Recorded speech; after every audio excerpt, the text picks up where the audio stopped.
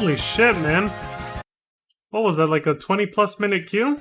Jesus Christ. Like the game was waiting for the hype Mega Man music to start. Basically. As soon as the intro Mega Man X music started, then it's like, pop! That's what I was waiting for. Holy shit. Take back what I said about the queue times not being as long as the near raids. Fuck that. They're just as long. Shadowbringers content seems to take a while to queue up for. Mark III anti-icon Bormuck now. The ruby weapon. Enemy detected. Commencing attack! The chick we saw. We didn't see her face. We didn't see her face, we saw the rest of her though.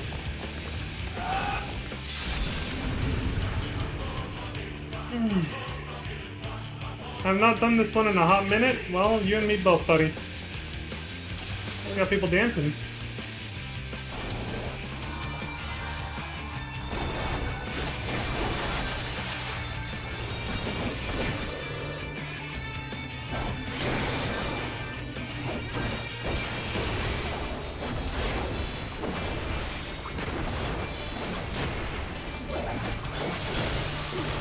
Safe to say, he's gonna be the last thing we ever see. Preparing combat data subject darkness.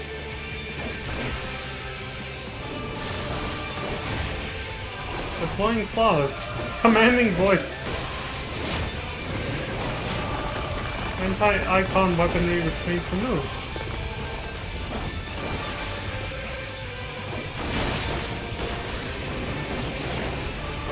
Liquefaction. We're gonna see a familiar move from FF7. Removing a party member. And yeah, our healer just got removed from the fight. Luckily in this game you can bring him back by just reviving him. Unlike in FF7 where that party member is permanently gone from the battle. When they get sucked up by the whirlpool of sand.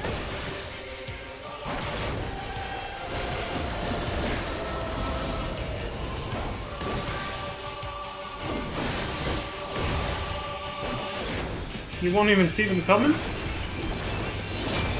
Oh. Digging the claws in. Oh shit, that's right, you're supposed to stand here? Oh no, over here. What is this thing way there? Oh shit. It's just gonna be us two.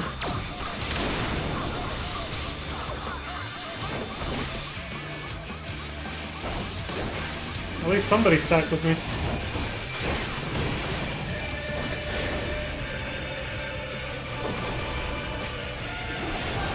What the fuck kind of...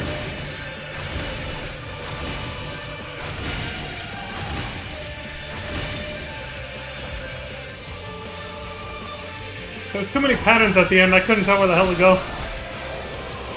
Ah, such speed! But I'm in control. You don't sound like you are.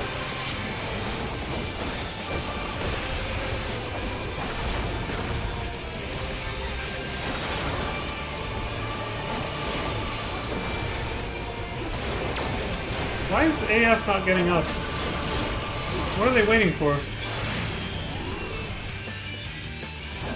Have they been dead this entire battle?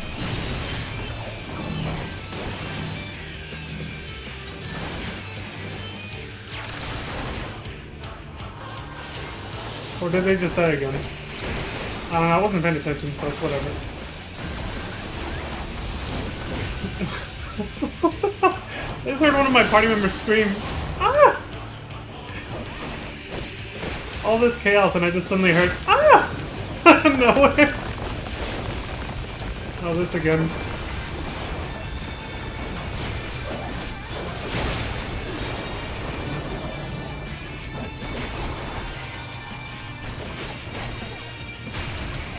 Didn't get on in time. I realized too late what was gonna happen.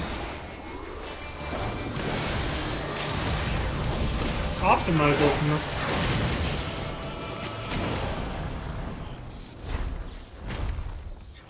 can't be. The ruby weapon is unstoppable.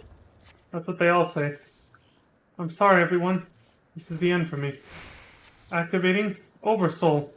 Increasing pilot override rate to 100%, commencing force shutdown and system restart. Synthetic R-Site switching to Oversoul mode, loading data sample. What the fuck is it doing? Harness combat data ready, initiating organic core override. What is this? No! Get out of my mind! Stop! No, I'm not Nail. I am...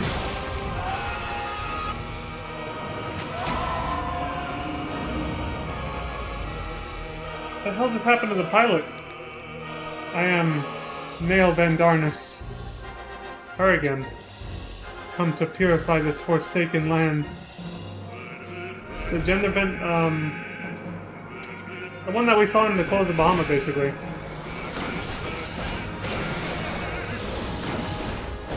The legacy of ancient Alag is mine to command. Dalamud reborn. All my despair, all my rage become my shield. Oh shit!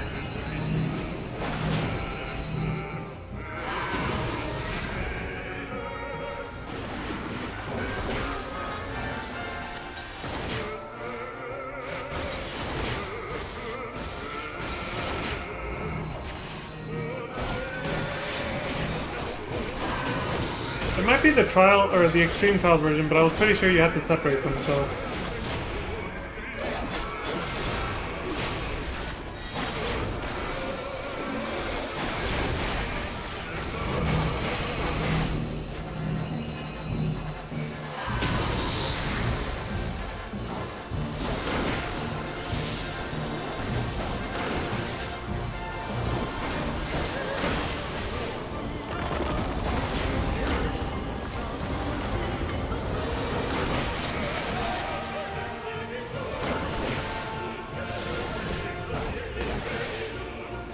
Still worshipping the red moon. I'm still reading what she's saying, but not reading it out loud anymore because I'm trying to focus a bit more.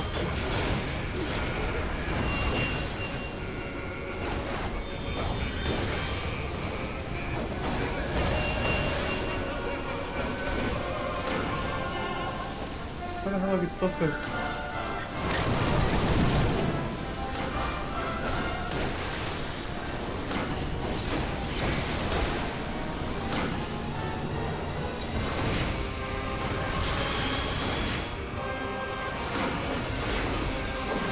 Unthinking beast!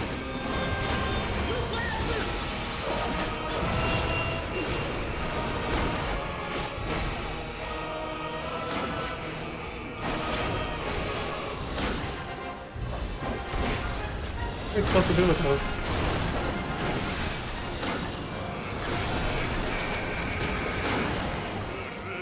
Jesus Christ. And somebody's supposed to stop it, okay. It's been a while since I've done this, so...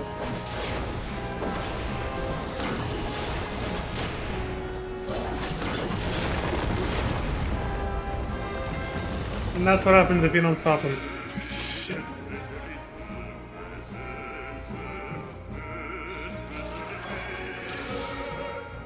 No one's everything yet.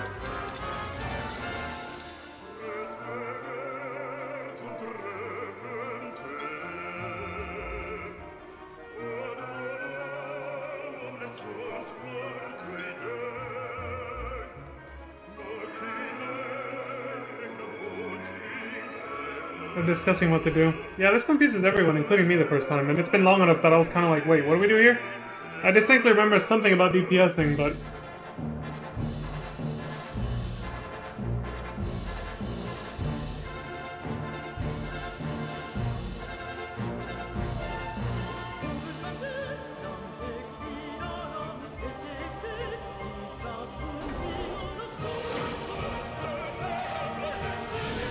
At least we got a checkpoint. We don't have to start the entire fight all over again, thank God. That would have been awful.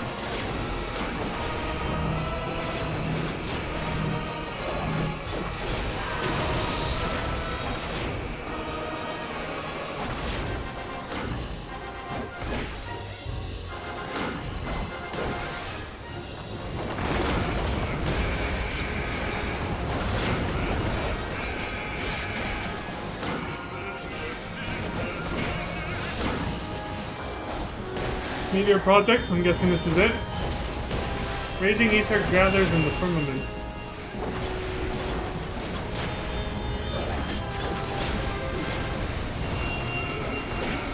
Oh wait, we still have to dodge the... never mind, we're nowhere near that mechanic again. Not yet.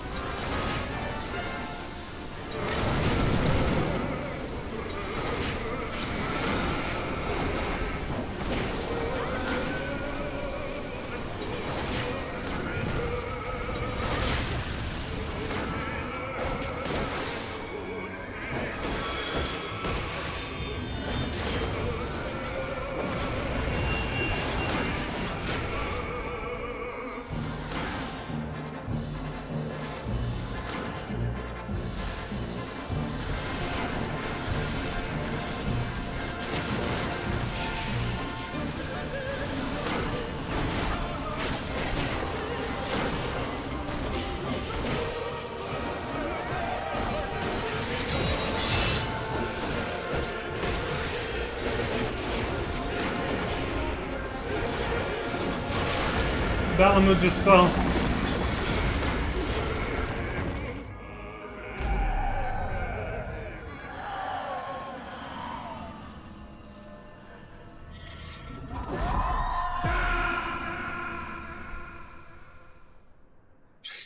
And Snake just died.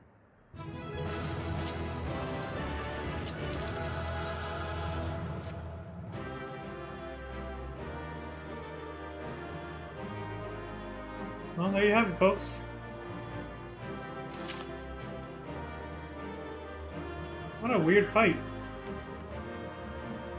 But hey, at least the first half of it, was a nice, it had some nice callbacks to FF7. The second half was interesting, I suppose. But yeah, I guess the pilot, I guess the pilot's dead now or something. What the hell did it do? It even summoned some kind of illusionary projection of Dalamud, which Nail Van Darnus was obviously obsessed with.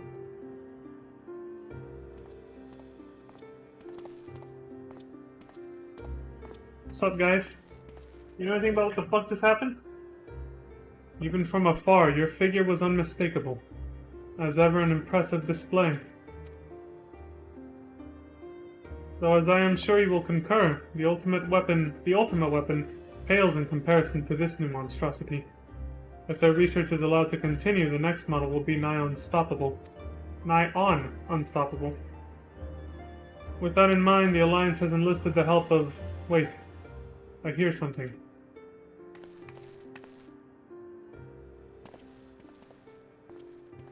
What's this?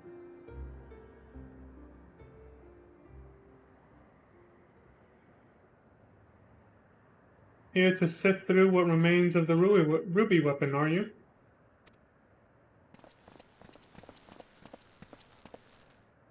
Allie! What do you think you're doing? Allie?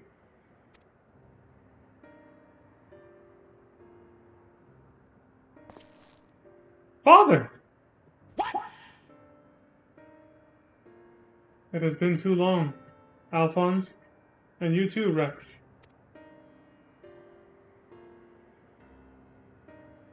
Father? You'd had kids? But I'm guessing adopted? Given that the Empire is proceeding with the weapon project and making inroads into Eorzea, I suppose it was only a matter of time until our paths crossed. Wonderful to see you again, Father, although I can't say I think much of the company you've been keeping. I know a lot's happened, but I'm just glad you're alright. And now, you can come back to Garlemald with us.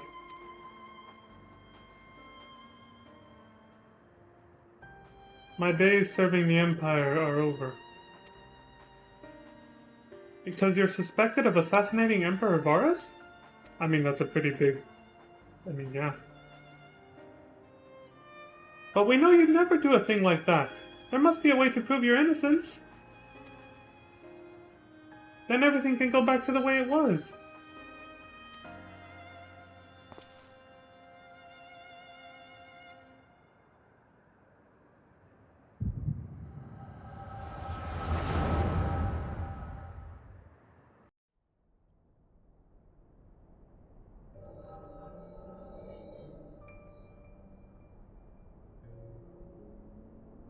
So he found you two shivering on the roadside when he was going through Berlit.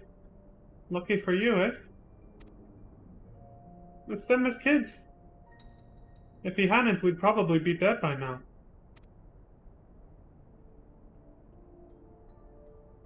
As for us three, our parents all died in the epidemic. We'd still be begging on street corners if it weren't for him.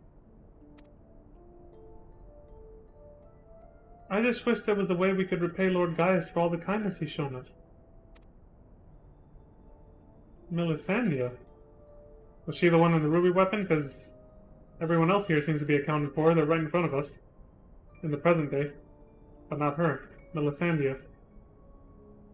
He fights for the Empire, so we should too. That'll make him proud of us. You're saying we should join the army? I don't think that's such a good idea. Everyone in Verlet was scared of the Garleans. Why wouldn't we want to be like them? Or why would we want to be like them? Lord Gaius is different. I know he is.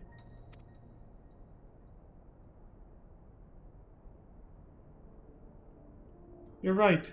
He always says that the strong should lead the weak. Maybe that's why he took us in.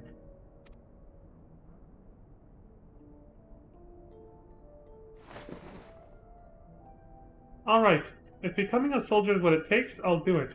Who's with me? Count me in, and maybe one day people will look up to us like we do Lord Gaius.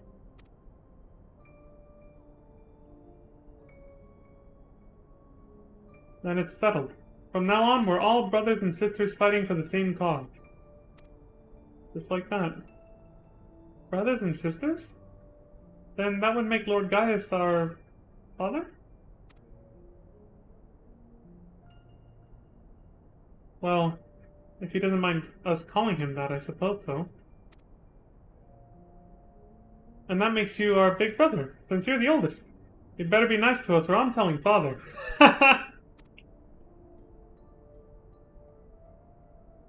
All Ari children. How would that be? Ryan's too. No Zayla's.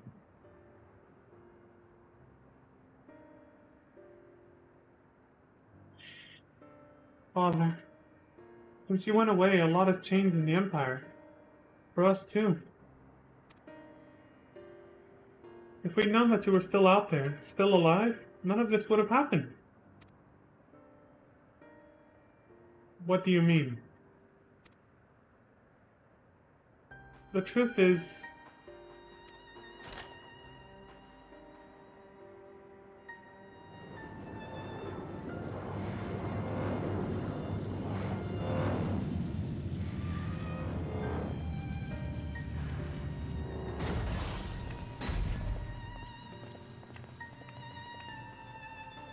If you must go, I will not stop you, but answer me this.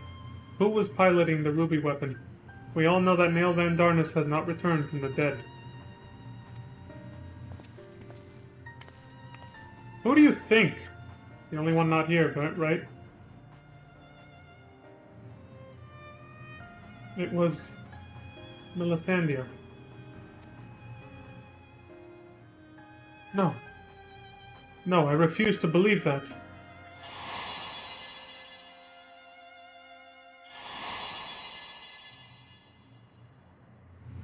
I refuse to believe you would let that happen.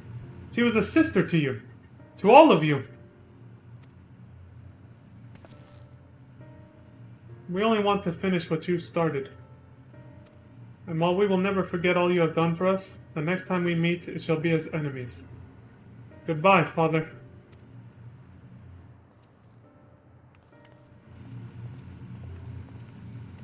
Damn.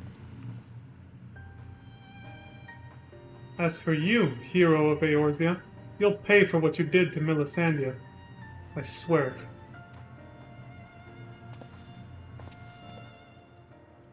It was self-defense. No regrets, asshole.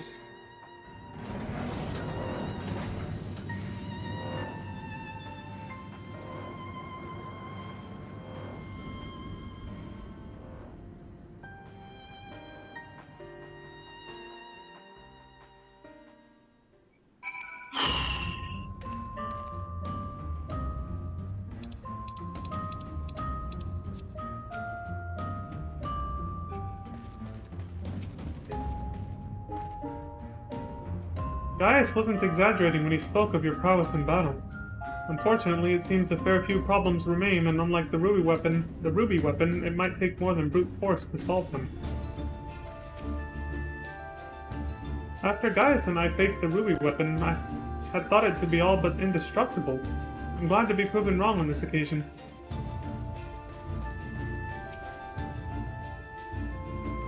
Ruby weapon is the only extreme trial I've ever actually completed on content. That's why, for some of the mechanics, I was like, are you supposed to separate them? I was like getting confused with that one.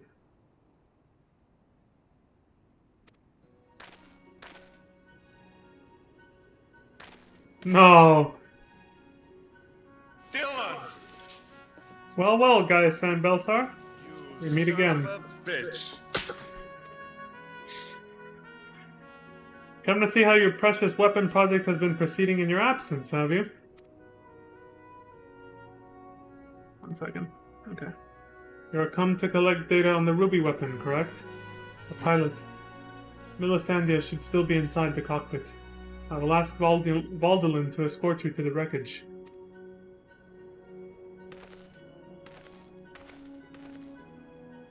Any idea who this Milisandia is? An imperial crony of his, perhaps? It's a little deeper than that. It was his daughter. One of the orphans. You know about this? Gaius always did have an eye for talent and a mind to nurture it. In fact, Livius Haas Junius was another protege of his. He even took me under his wing when my father became obsessed with the Meteor Project. It's strange that I felt closer to Gaius than my own flesh and blood. Then, my father and countless others lost their lives in the Bajra incident. Although he was acting under Emperor Solus's orders, he masterminded the whole thing. I had begged him to reconsider, to put an end to this madness, but my words fell on deaf ears. When I turned to Gaius for support, but he was as much a pawn of the Emperor as my father, and refused to intervene. And when my turn came to serve, I defected and fled to Eorzea.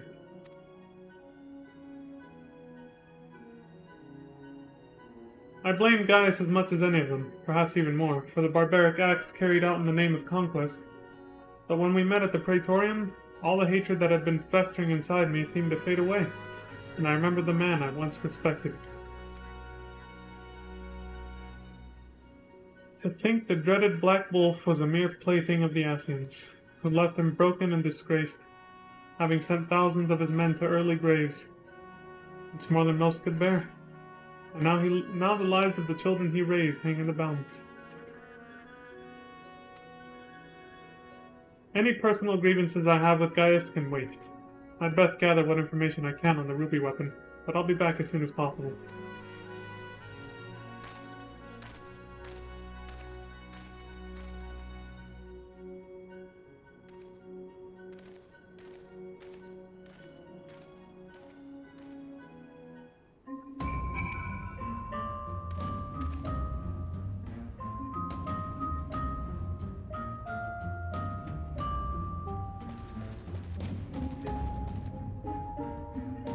If the cockpit remained intact, we may be able to glean information from the pilot.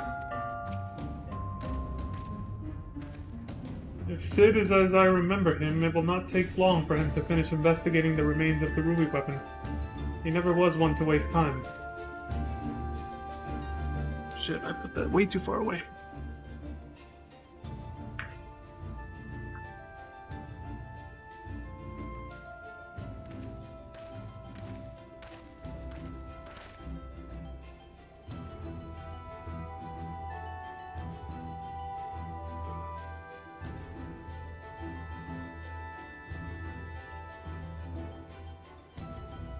My engineers are still in the field, but there's something I thought you should know right away. It's about the pilot. I'm not sure how to tell you this, but Milisandia is dead. I only hope she was not made to suffer. Death would have been a kindness. In all my years, I've never seen such a perversion of science and nature. Her body was fused with the ruby weapon's core. Those last moments must have been spent in pure agony as her very life's essence was drained from her. That's starting to become, Neon Genesis Evangelion or some shit. What the hell? So, she was sacrificed to power that infernal machine. We must act quickly if we are to prevent the Empire from committing further atrocities. Leon, is there any other information you can share with us regarding the ruby weapon prior to its deactivation? Said something about Oversoul and then she transformed into Male Van Darnus. Male Van Darnus? Did the Legatus mean that much to Melisandria? From what I gather, it sounds as if data based on Nail's combat capabilities was used to override the pilot's consciousness after she was fused with the core.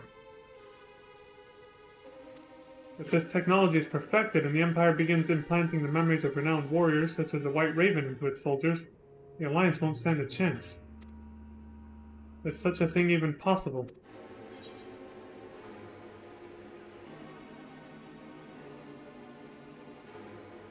Actually, this is a little bit more relevant, yeah. A similar method of transference was used on the prototype Estinian plot, was it not? There was a human being merged to the back of it. Your friend did mention he overheard the... What? I don't know how to say that word. The signifering? I've never heard that one before. Loading various sets of data into the test model during the battle. It would appear that the system has been improved since then. While it may bear some similarities, we won't know for certain until we've analyzed the wreckage of the ruby weapon. It cannot be denied that combining combat data from an experienced soldier with the powers of an icon has yielded remarkable results. But in doing so, the Empire has sunk to the very depths of depravity. This is beyond forgiveness. For once, I agree with you. Yet, one question remains unanswered. How were they able to obtain data on someone who was supposedly killed prior to the calamity? That's what I'm trying to determine. There is one possibility I'd like to explore, but I'll need to carry out a more thorough investigation first. Severa will provide support while you're in the field.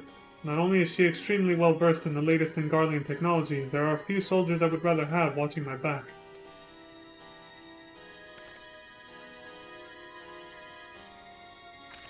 The greeting.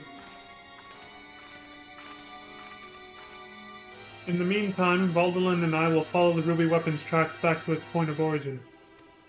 We will learn what we can of the weapon project and the manner in which Alphonse and the others are involved. Should we uncover anything of value, we will relay it to the troops stationed here. For now, I suggest you use this lull in Garlean activity to recuperate. Fair enough.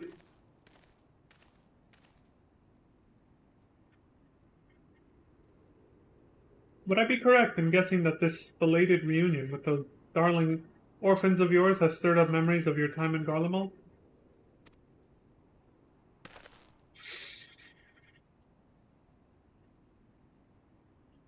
Remember our agreement, guys.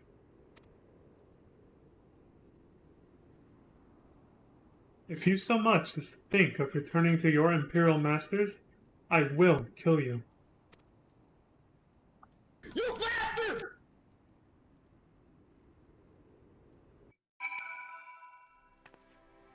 The threats.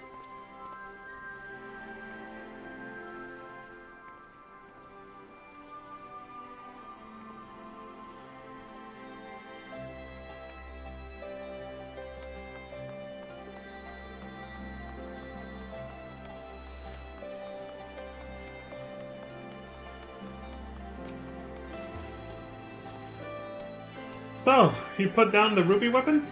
Gods, I wish I could have seen it. Not from too close, mind. I suppose I should report news of your victory to the higher-ups. I realize you must have been through quite the ordeal, but could you give me a quick summary of the battle? You make it sound so easy. From the way you tell it, anyone would think you slay hulking brutes like that for a living.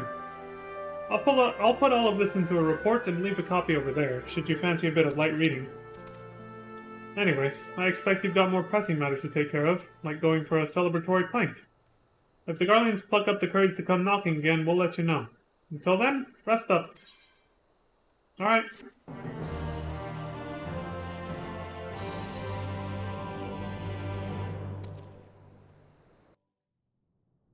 Uh-oh, we got one final scene. Meanwhile, in the Verlit Magitech installation...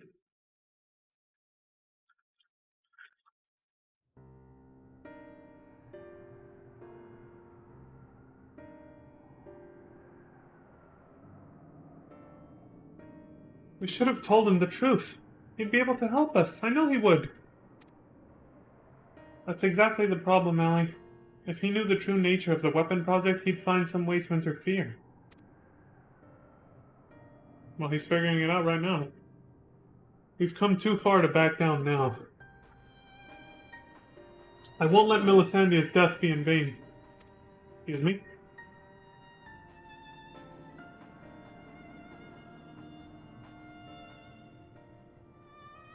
Even if that means going against Father's wishes.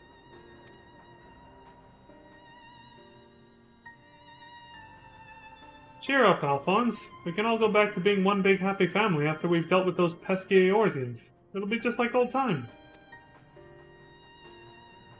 If only it were that simple.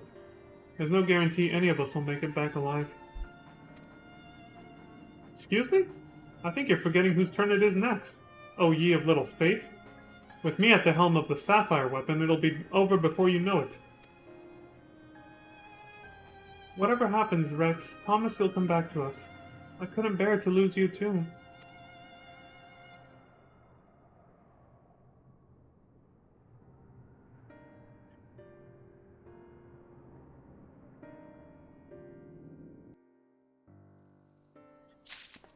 Beautiful FF7 fan service, if I do say so myself.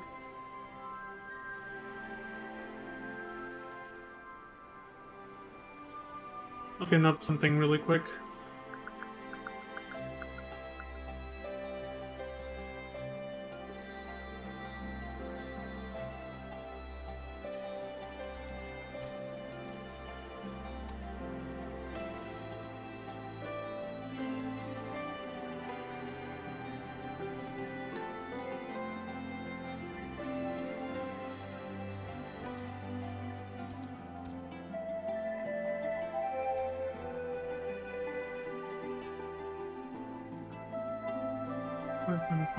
Okay, good.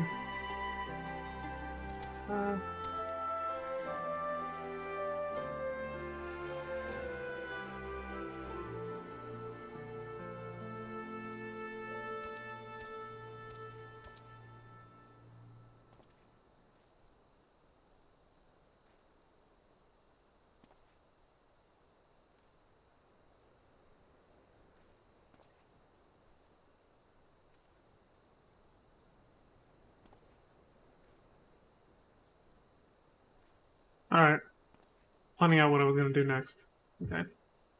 I mean, we're continuing with this, but I'm planning way further ahead. Huh. Alright.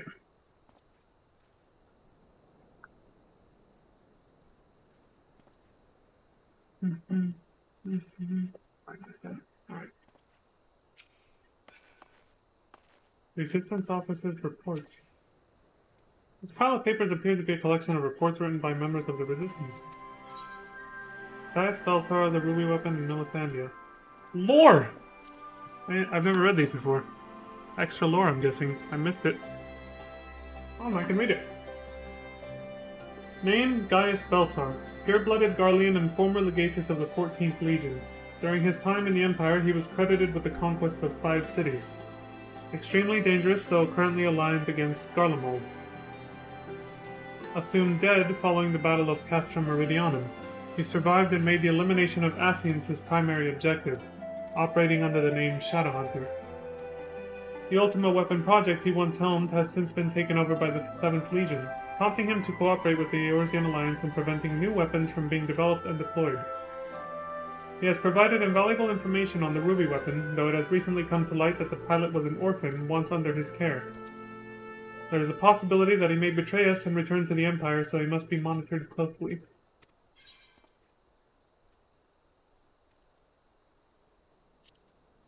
The Ruby Weapon. Name, the Ruby Weapon. War Machina developed by the 7th Imperial Legion as a successor to the Ultima weapon. Our sources indicate that, like the original, it is able to absorb the ether of primals, which may be the cause of the vastly different appearance and combat capabilities. It possesses extremely dense armor and flexible claw-like weapons. Shortly after its deployment in the Gimlet Dark, a team led by the Warrior of Light intercepted it and rendered it inoperable. Garland Ironworks are currently investigating the wreckage. Melisandria. Name, Melisandria, pilot of the Ruby weapon. All other information regarding the subject was gained via verbal testimony of Gaius Velsar, and must therefore be considered as potentially unreliable. Of course. Her parents were killed when their homeland in the imperial territory of Berlik was struck by an epidemic. He was later taken into the care of Gaius with several other orphans. He was despondent and introverted at first, but through the guidance of Alphonse, the eldest of the orphans, she grew to become more assertive and self-assured. Little is known of how she came to pilot the Ruby weapon. According to Gaius, her emotional attachment to Alphonse may have been what compelled her to participate in this dangerous mission. No wonder he threatened us. The report delivered by Sid Garland following the preliminary examination of the Ruby weapon's remains states that Melisandria's body was fused with its core, with no vital signs detected. Estimated age at time of death, 20 years old. Cut down in her prime.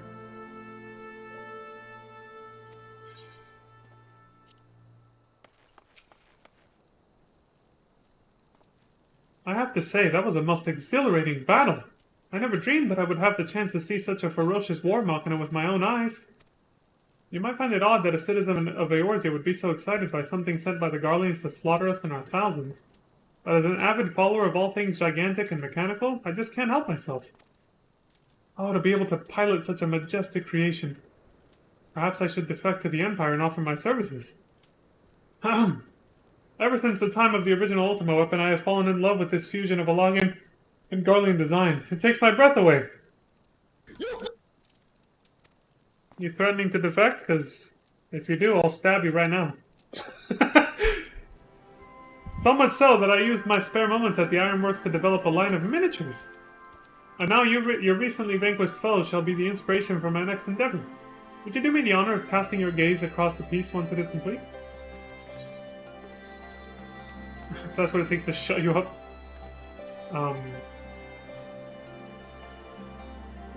These are both mean. But, I'll go with this one. I'll try to be nice. Don't blame me if I smash it to smithereens. Did you say something? Yeah, he gives the same answer, regardless. Whatever it was, I'm sure you were offering heartfelt words of encouragement. It's the support of fans such as yourself that make this such a worthwhile hobby. I'm proud to say my work adorns the homes of many like-minded war machina lovers. The Ultima Weapon and Magitech Reaper miniatures, to name but two of my creations, are especially popular. Of course, I wouldn't be much of an engineer if I only made inanimate ornaments. Behold! I have restored this Elagian relic, added a few flourishes of my own, and dubbed it the Real Virtuality Combat Simulation Experiencinator. What the fuck? By feeding it various pieces of data, such as images of my replicas and so on, it is able to recreate a range of combat scenarios. For research purposes, of course. Not entertainment, oh no. I can see you're practically champing at the bit to give it a try. There's no stopping you intrepid adventurer types. It won't be long until my latest work is complete. All that remains are one or two final adjustments, so don't go anywhere. Okay. Of late, all I can think about is weapons, weapons, weapons. I channel this passion into crafting homages of my favorite war machina, which is more than a mere hobby. It is the wind in my sails. Which of my creations would you like to see? The ruby weapon. The ruby weapon? A fine choice. Please, allow me a moment to prepare.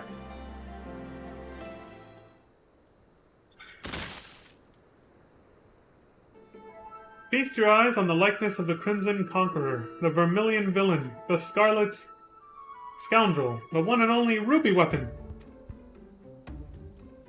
As I am sure you remember, its most prominent characteristics were its impregnable armor plating, adroitly depicted here, and its long, flexible claws, which are...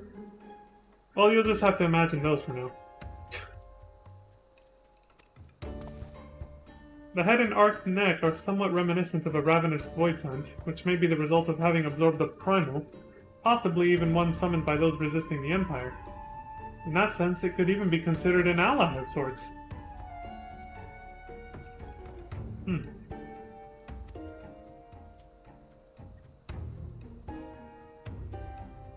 He just keeps rambling and Leon's bored as shit listening to him. Ah, there I go, getting carried away as usual. I do it too, it's alright. I ramble too. I can tell you've absorbed about as much information as you can handle for now, so why don't we fire up the real virtuality combat simulation experiencinator.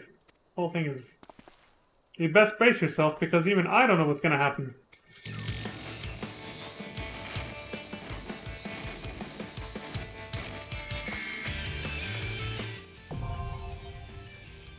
Cinderdrift Extreme, now accessible.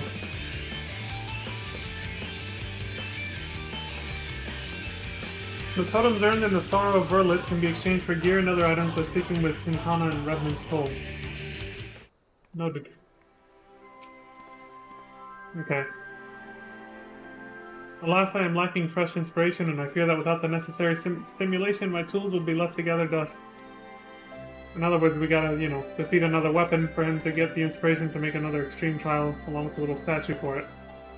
Good. Anyway. So Sid made his big comeback. We haven't seen him since fucking, Thornblood. He hasn't been in Shadowbringers at all, until now, finally. In patch 5.2, with this little storyline with the ruby weapon and everything. After that, he reappears somewhere else, which I'm going to right now. A different side quest, not actually directly related to the trial series we're doing now. But it does give what I feel is very necessary exposition and background lore on Sid, as well as, well, something they actually just talked about when he first showed up and talked about Gaius and the orphans. It'll make sense in a minute. Hail to the Queen! Level 80. Judging by the look of relief on Caden's face, you have saved him a great deal of time. This is the guy who gave us the Evil East Raids side quest as well. And you have to complete the Evil East Raids to unlock this, along with the main scenario quest, Shadowbringers. 2 requirements. My lord! My, what auspicious timing. I intended to send a missive to the Rising Stones, but it seems that is no longer necessary. Master Hancock wishes to speak with you regarding a matter of grave import. I can but imagine what other duties yet demand your attention.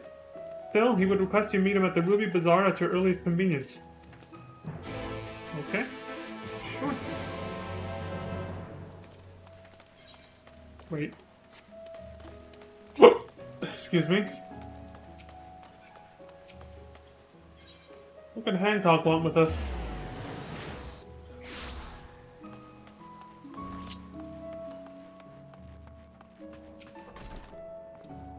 Greetings, honored sir. Will you be entering the Ruby Bazaar offices? Yeah.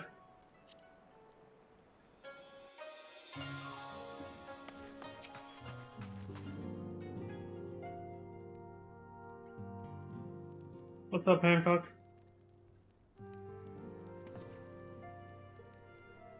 And so he returns at last. From what Tataru has told me, you've come rather a long way, to put it mildly. And while the Scions remained locked in slumber, she sought aid from all corners of the realm.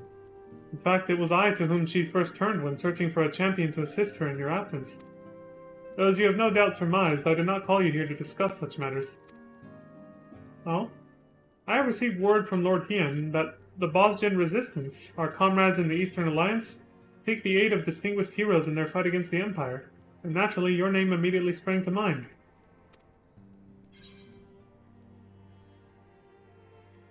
That too. I didn't realize they were part of the Eastern Alliance, actually. Indeed. Though the city-state has long since fallen to Garlean machinations, the remnants have agreed to join the cause. Probably inspired by Dalmasca and Doma, obviously. And with the Empire now in disarray, they would seize the opportunity to fight back. If you would know the details in full, I think it best to speak with Lord Hien. His endless list of commitments makes him a hard man to find, however. But perhaps you can have one of his attendants at the House of the Fierce track him down for you. Okay. That all? Those at the House of the Fierce familiar with Lord Hien's busy schedule may be able to help locate him.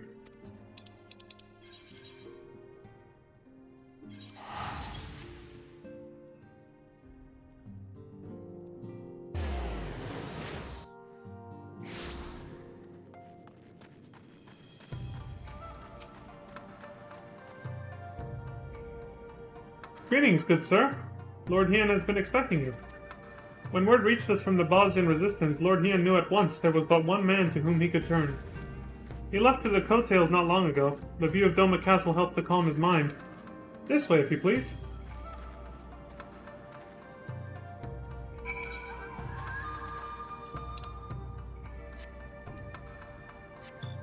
Oh, we haven't seen our homie Hien in a good minute, so let's check this out and see what it's all about.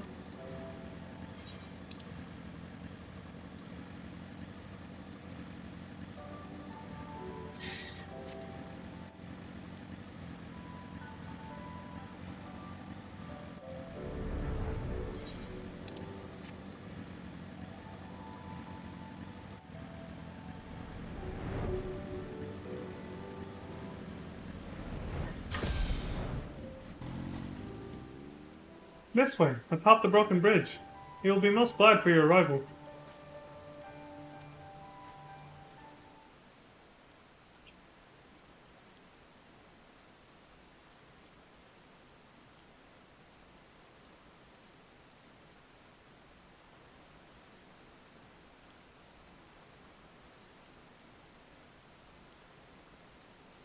Waifu Yuguri is here too.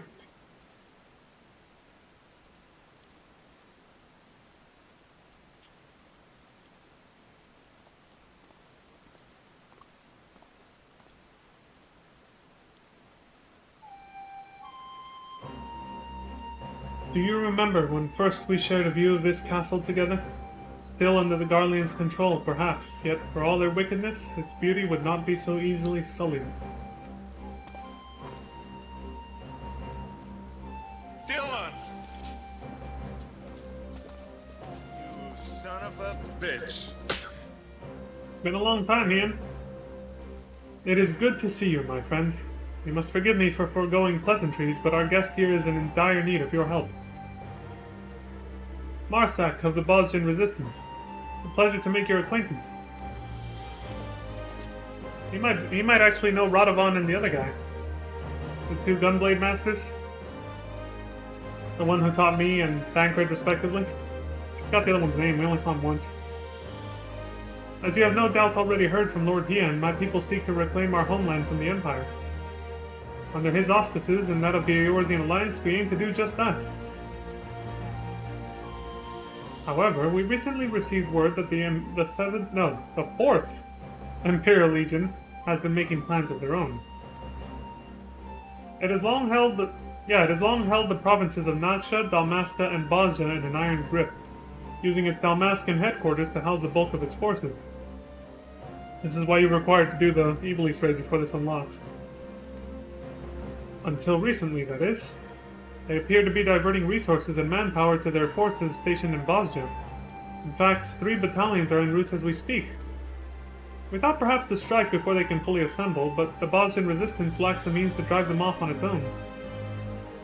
Aid from the Dalmascan resistance groups may have sufficed. Sadly, even Fran of Lent's Tears has been unable to bring an end to their infighting. Poor Fran. Good to hear a little bit from her, though. But yeah, it seems she still can't get their shit together for Dalmasca. All hope is not lost, however, for Lord Hien has made a most intriguing proposal. Oh yeah? What's up, Hien?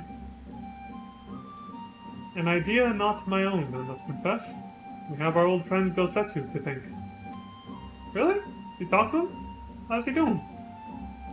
As the Empire tightened its grip on Doma, our people were at a crossroads. Would they lay down and surrender, or stand up and fight? I remember that. You sought me out that I could become the spark that lit the fire of rebellion. The same must be done for the Bosnians.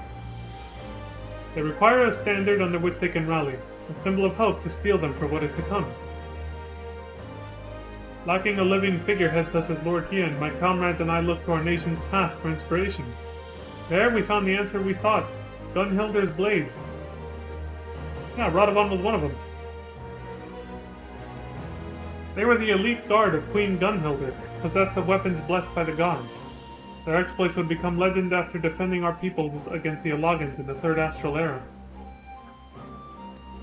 Is that before they invented gunblades, or is it that old? Is this weapon technology that old? The strength of their steel was matched only by their dedication to the Queen. Should one lose their life in her service, their holy blade was then passed on to a successor. In time, their title would lend itself to the most renowned of their weaponry, the gunblade.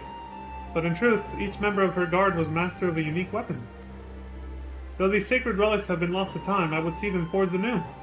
Armed thus, our people would know no fear and drive back our oppressors just as Queen Gunhilder did the Alogans.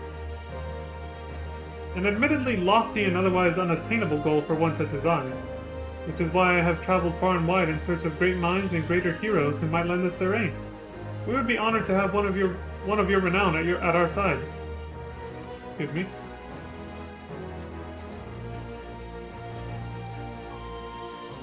We value the Bosjin's commitment to the cause, and I would see their plans come to fruition. Unfortunately, duty demands that I remain here. I could not in good conscience leave, knowing the Empire yet threatens the border to Alamigo. Should you choose to accompany him to Bosja, might I ask you also act as a representative of the Eastern Alliance in my stead? Leave it to me. I got you, bro. Thank you, my friend. If there is aught else you require of the Eastern Alliance, you need only ask. Safe travels to you both. Be around, Hien. Waifu? I mean, you agree? Sorry. Easy mistake for me.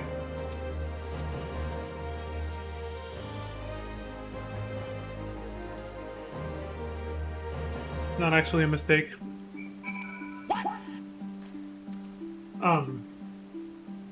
Alright. Want a sec? An airship to our base has been prepared for us at the Enclave's dock. I hope to see you there soon.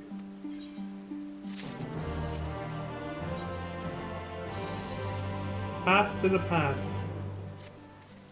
When you have finished your preparations, meet me at the dock and we can be on our way.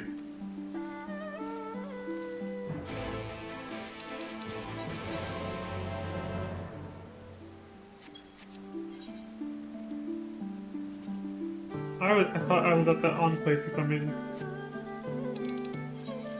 Oh, right, you can't access it like that, you have to do it from here.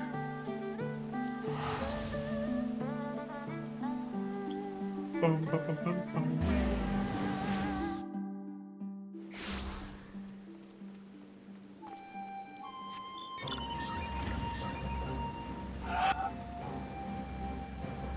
The scantily clad aura dude that just passed by.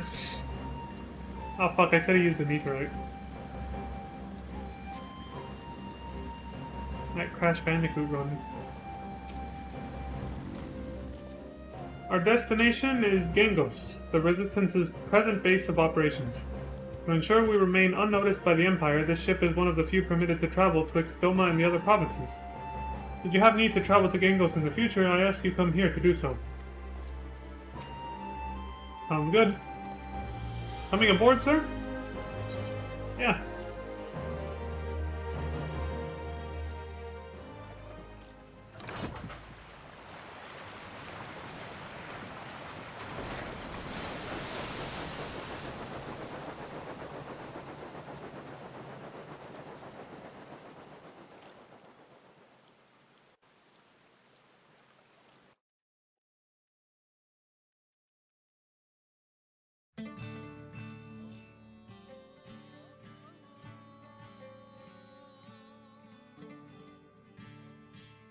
What's the place?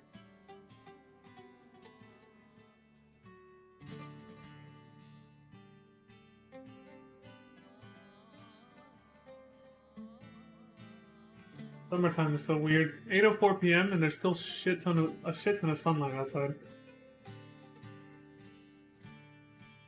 Every year. Never get used to it though. Like, how is it almost my bedtime and there's still sun out there? Should go to the North Pole and then I'll be really confused, huh? And we should play host to the liberator of Doma and Alamigo himself.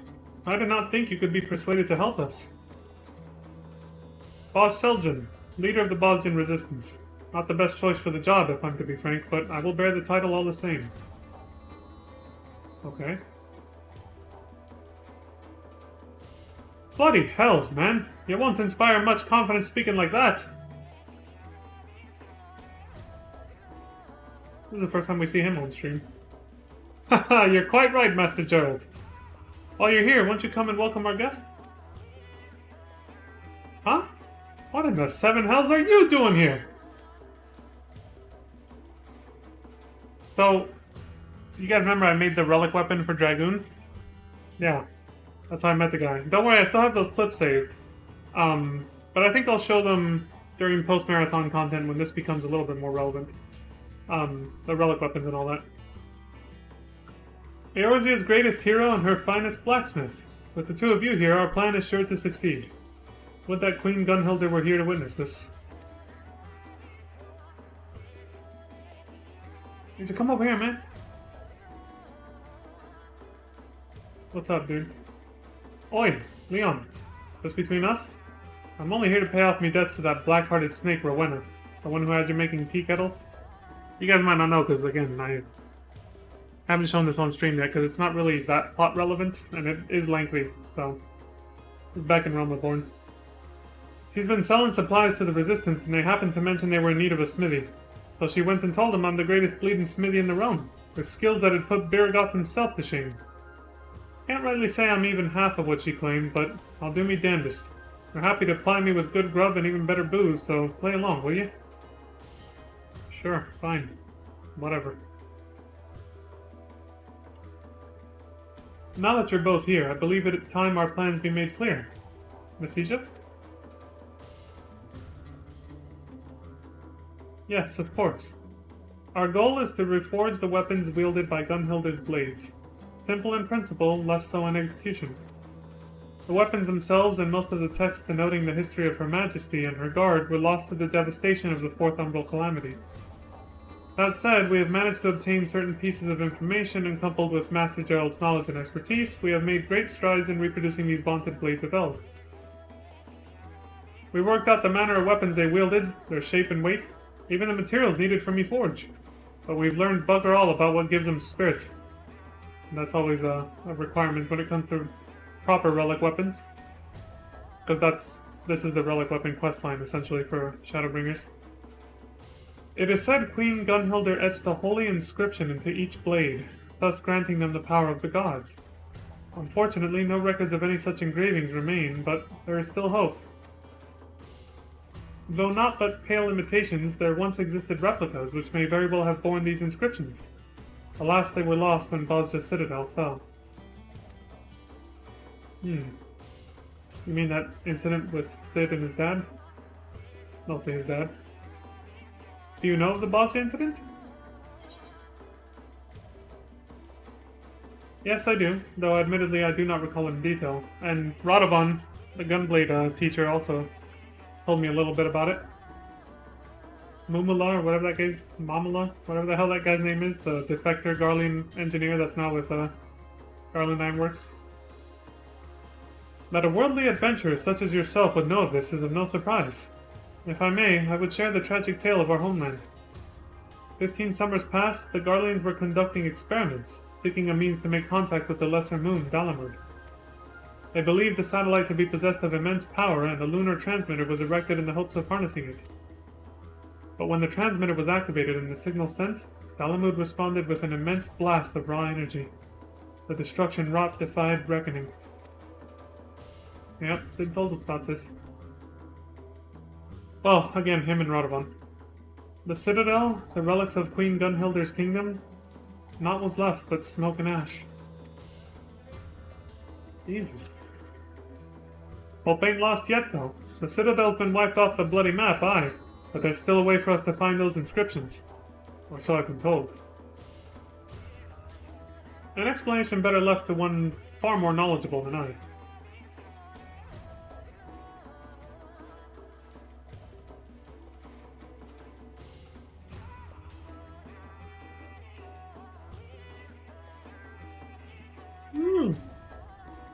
It's her! Another reason why you have to do the Evil East raids to unlock this.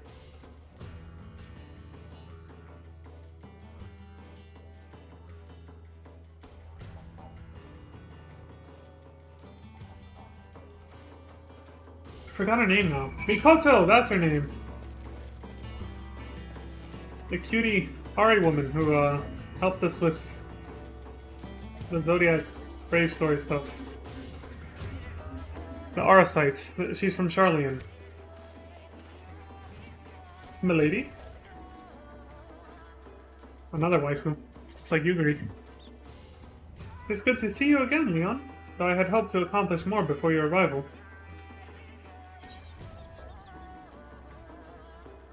There it is. I'm sure your help will be as invaluable now as it was aboard the Prima Vista.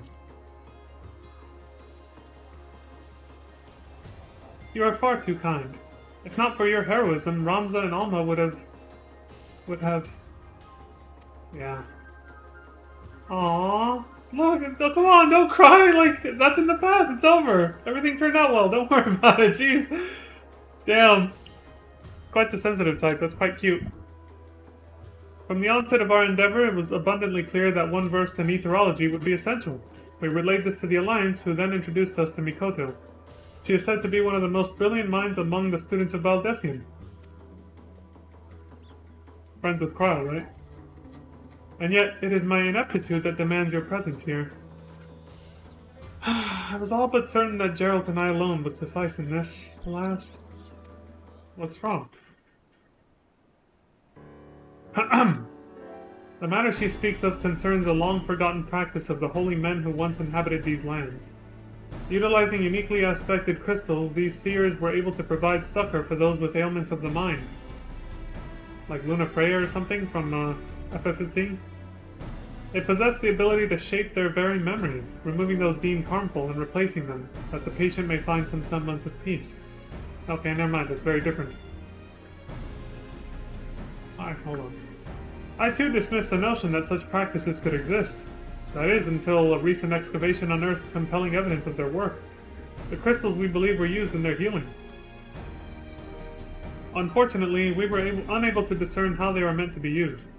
It was at this juncture that we petitioned for Mikoto's assistance. Well, lass? Made any progress? My initial analysis suggests the crystals were artificially created at some point in the distant past. The materials used suggest they were most likely produced by the ancestral peoples of this area. What's more, their ethereal signature is strikingly similar to the oscillatory activity of brainwaves which, when made to resonate with the distinct frequency NRR-type harmonic vibrations of an individual's... Ah, I've done it again, haven't I? We're all like... What the fuck? We don't know what the hell she's talking about. I think a simpler approach is in order.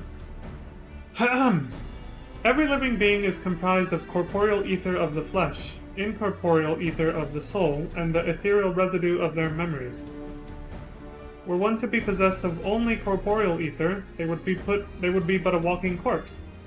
Conversely, entities comprised of only incorporeal ether are referred to in layman's terms as ghosts. In either case, they may also retain some of their residual memories. Aye, zombies and ghosts. I follow.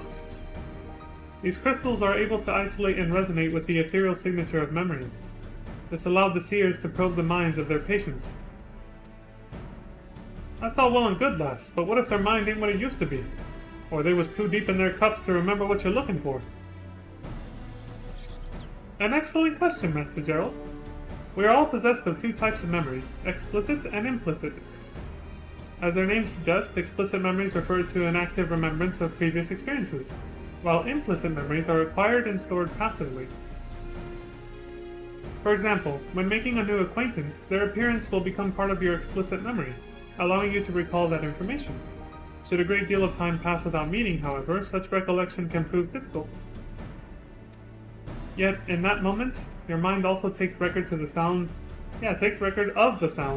and smells of the location, the temperature, and so on. Perhaps a demonstration would better explain this phenomenon. Don't we need some sort of spell?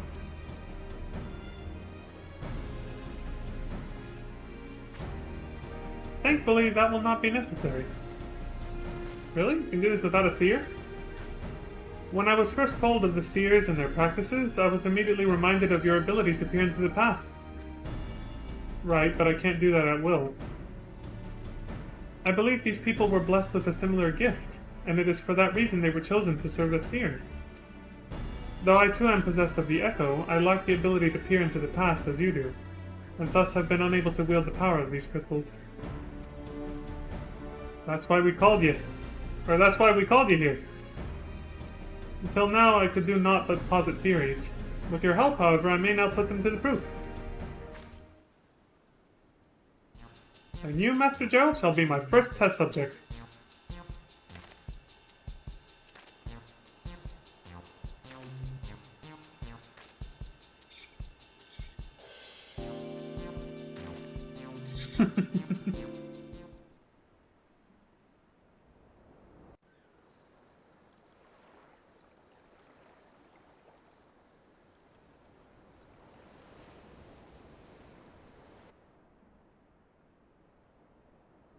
Leon, I would like you to recall the last time you experienced the Echo. Concentrate on that feeling. Master Gerald, I need you to recall a memory of the past. It may be anything you like. You better not go poking around in there digging up something unsavory like, you hear, lass? Please, Master Gerald. Focus. Alright, waifu Mikoto. I'll do my best.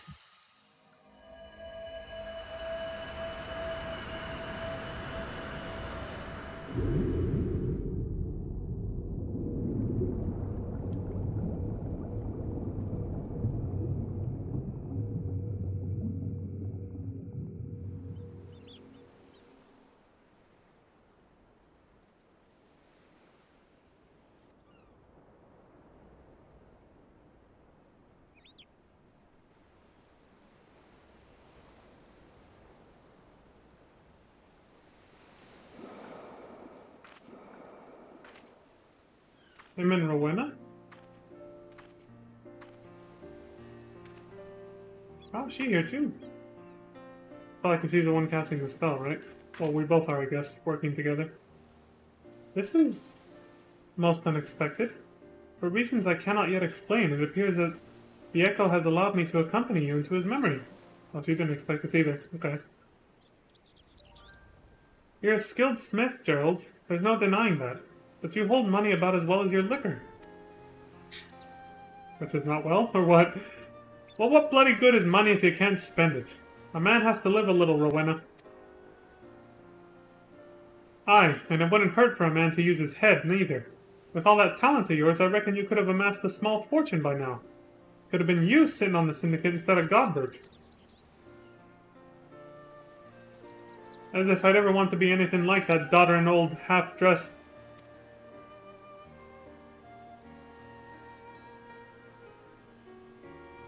Yeah.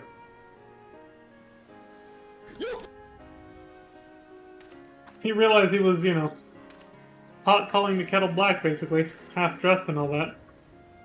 Didn't realize me memory was so sharp. What the fuck? As you can see, implicit memory is surprisingly comprehensive. From the clear skies and ocean waves down to the exact words of your conversation. Everything appears to have been perfectly preserved. You weren't listening to that, were you? He's like, yep.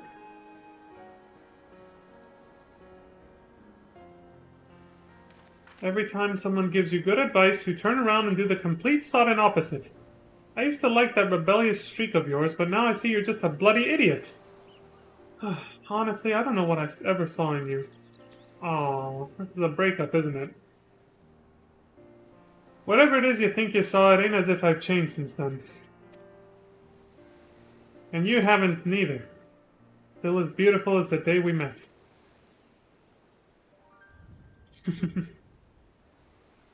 He's flattered. She's not breaking up with him yet then, I think. I think there might be a little, in the future there for them.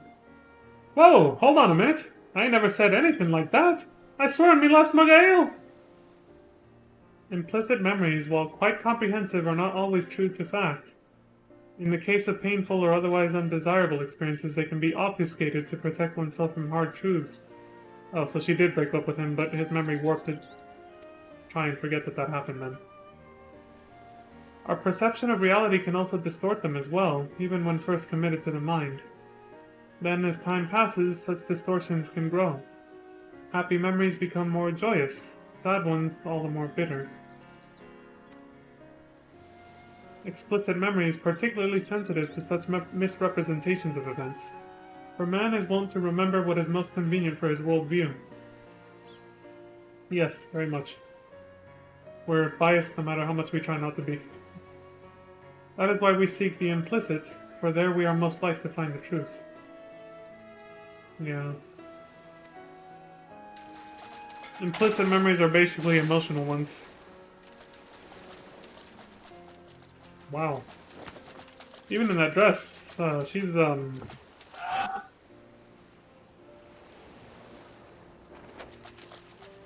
fact, I see why she was wearing the sweater, or whatever you call that thing, that she had on in the previous scene. The truth? Rowena and me were only here a week ago. Don't tell me my memory's that bleeding unreliable. A self-imposed delusion, perhaps. As I said before, the mind has ways of concealing painful memories. He secretly wishes he could be with her again. Like they used to be.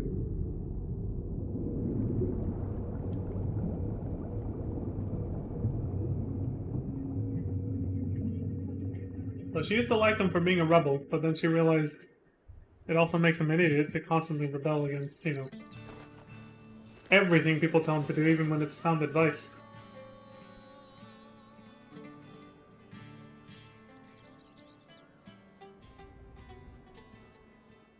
I ain't feeling so well. If you'll excuse me. Yeah, that was probably painful for him.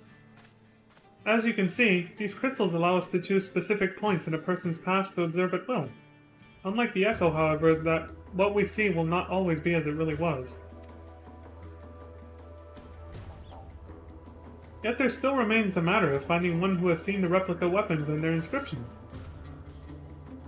At this present juncture, we might as well be looking for a ghost.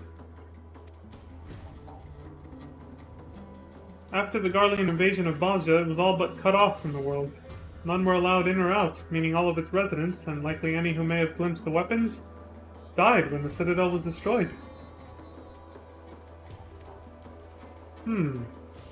What about soldiers stationed there who were away at the time of the incident?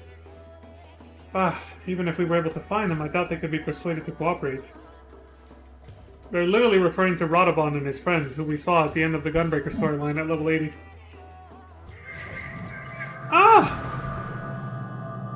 What the hell just happened?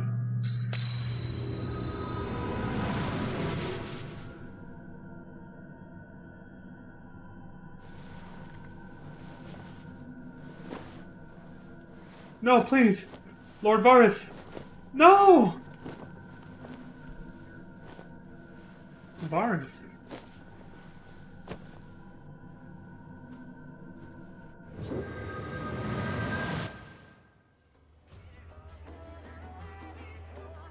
You saw it too?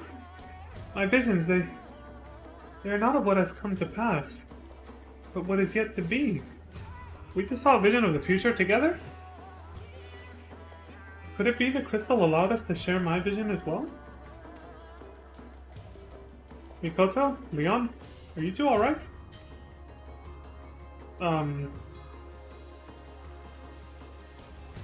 Sid?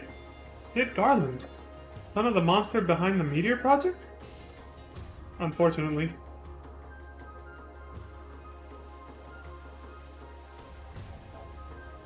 Come to think of it, Yuguri mentioned that Doma and the Eorzean Alliance have been receiving support from Garland Ironworks. Excuse me, holy shit. I thought that the company should use such a... And again. You bastard! No, I'm sorry. I thought that the company should use such a moniker mere happenstance, but... You mean to say Sid Garland owns this company? Mm-hmm. The son of Midas Nan Garland lives.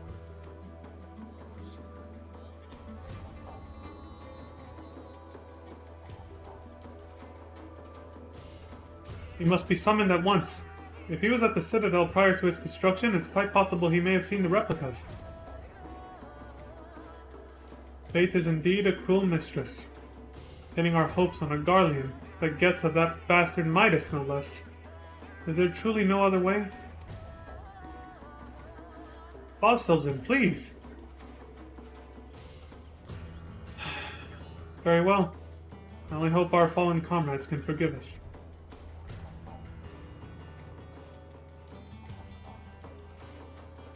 I can see why he harbors the feelings he does, but... Sid's a good guy, we know this. Please, bring us this Sid Garland. For the people of Bosja, for all of Ilsabard. Is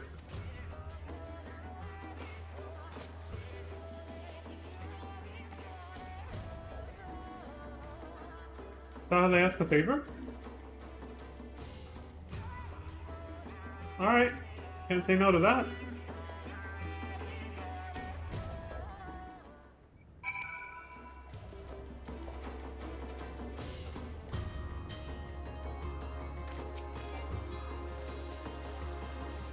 The son of Midas Nan Garland, an imperial deserter. My, what curious company we keep. Forgive me. Is that what you need? Well,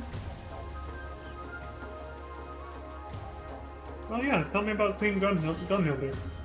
During the Third Astral Era, Queen Gunhilder united the fragmented tribes of the Hrothgar to rise up and drove off the Allagans, my bad. Eventually going on to found the nation of Bosja. It should be noted that Gunhilder was not her name, but rather a title bestowed to the current monarch of any given age.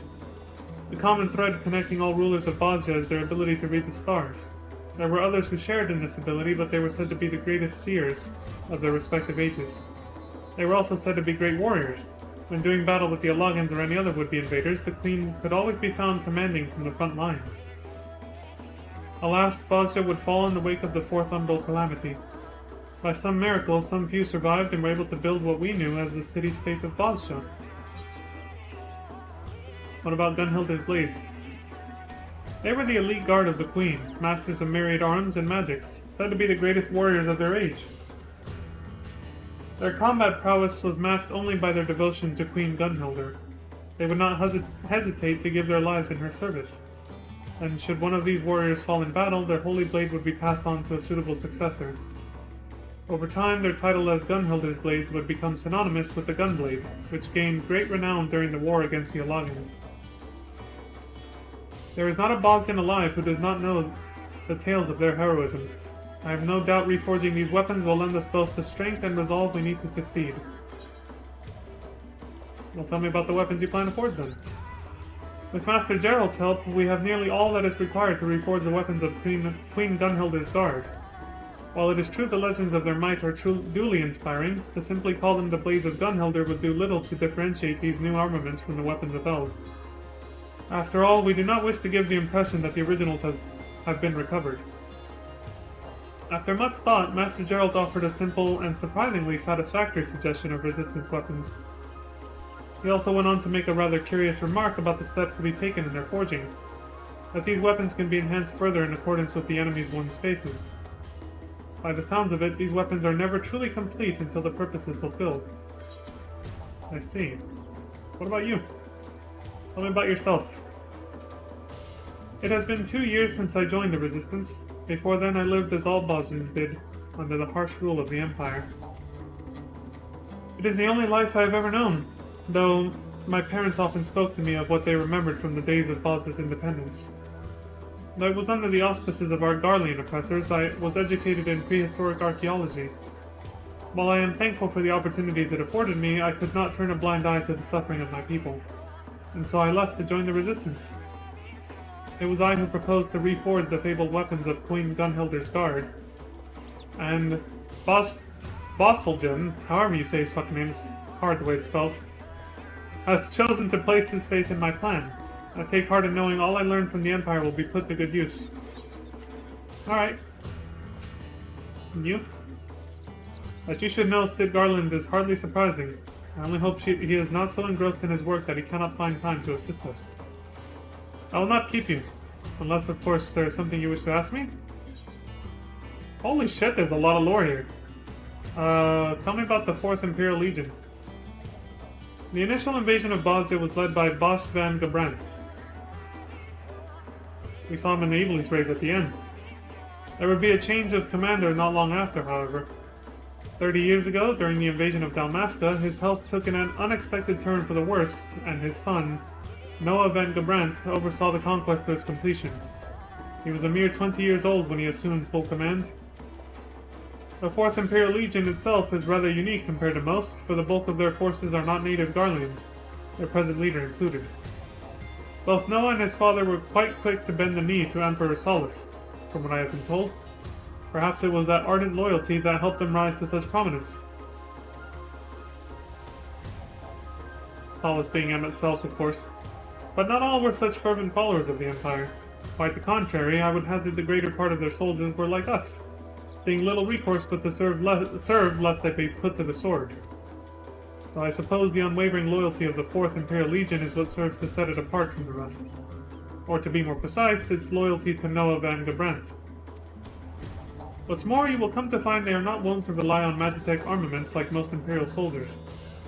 Indeed, they seem to prefer fighting the old-fashioned way, employing arcane magics, techniques akin to summoning, and all manner of feral beasts rather than depending on heavy artillery. Though if recent reports are to be believed, these will be the least of our concerns. The battalions en route to Bosja are said to be led by Lion Sas Helsos. He is a strategist whose cunning is matched only by his renown as a tamer of beasts, and it is rumored that he alone is worth more than 1,000 rank-and-file troops. One might say he has history with the Resistance. But what about Legatus Noah van Gebrandth? We saw him briefly at the end of the Evilise raids. Ah yes, the leader of the 4th Imperial Legion, one of the youngest to ever take such a position. His father, Bosch van Gebrandth, served as legatus before him, claiming many a victory in the name of the Empire. Bosch was a knight of the Republic of Landis, which, like so many other nations, was fast to fall at the hands of the Empire. Rather than die with dignity, he was quite quick to bend the knee to their conquerors, ingratiating himself with the Emperor and earning his place as a legatus. This was quite a feat, given that he was not of Garlean blood. One can but imagine the lengths to which he went to earn their trust, but it is clear he labored hard to keep it. His health took an unexpected turn for the worse during the invasion of Dalmasca, which afforded Noah the opportunity he needed to rise to prominence. And it was under Noah's leadership that Ravenastra would fall. Damn. That explains why, what's his name? God damn it, his name's on the tip of my tongue. FF12 was not even that long ago either.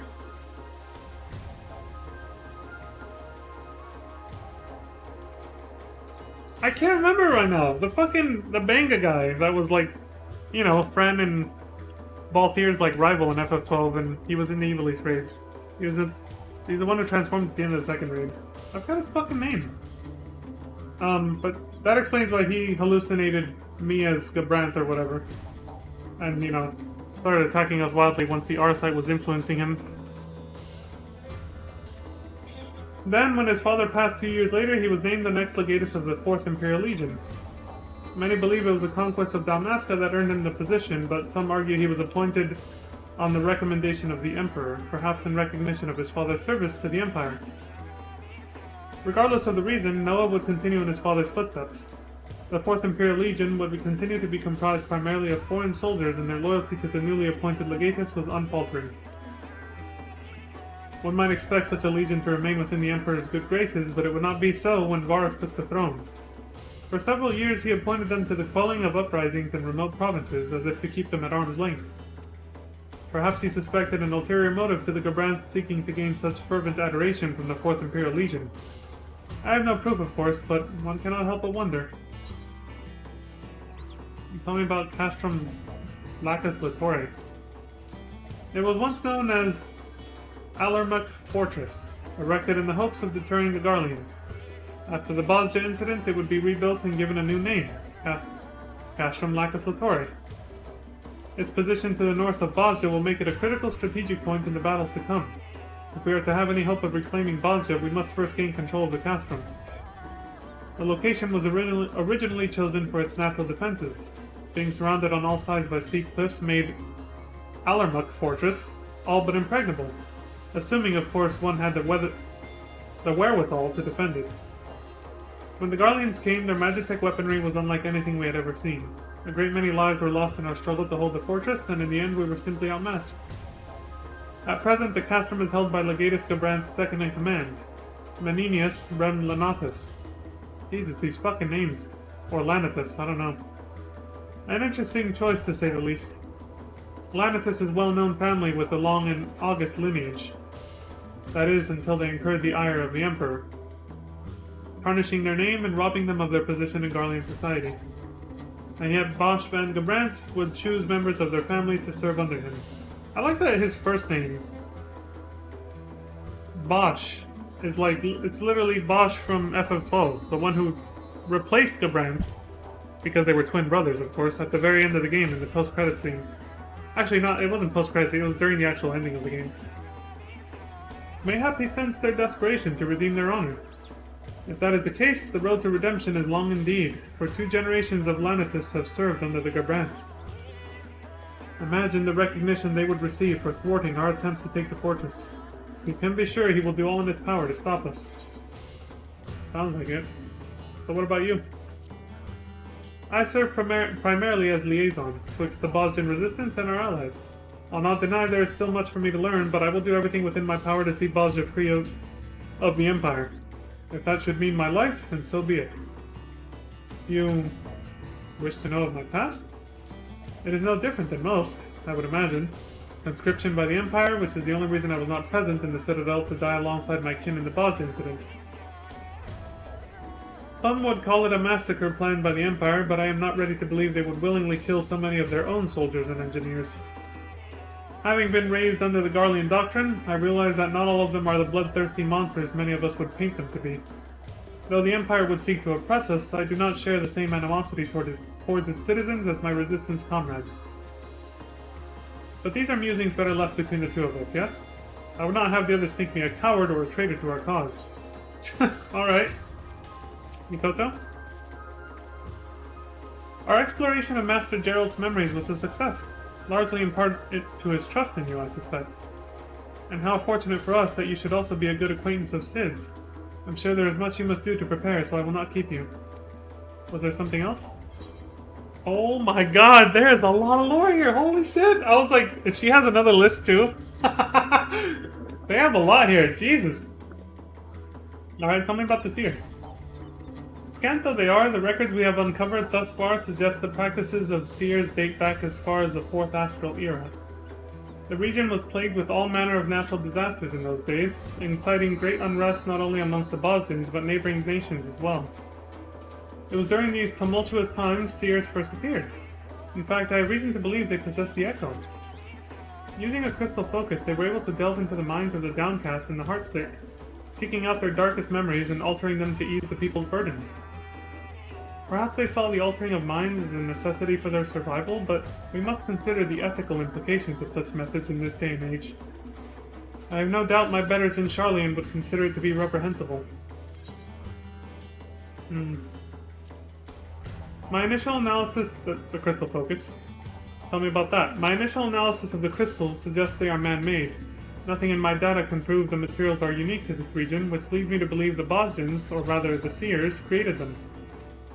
However, given the intricate lattices found in these crystals, it seems highly improbable that the Bodjans could have produced them, considering the methods available to them in the 4th Astral Era. In fact, on closer inspection, it became clear that its structure is quite similar to that found in the Logan constructs. Which then begs the question, who were the Seers and whence did they come? It is but a working theory, but I suspect their roots can be traced back to the Alogans themselves. Perhaps survivors of the 4th Umbo Calamity who wished to atone for the sins of their forebears.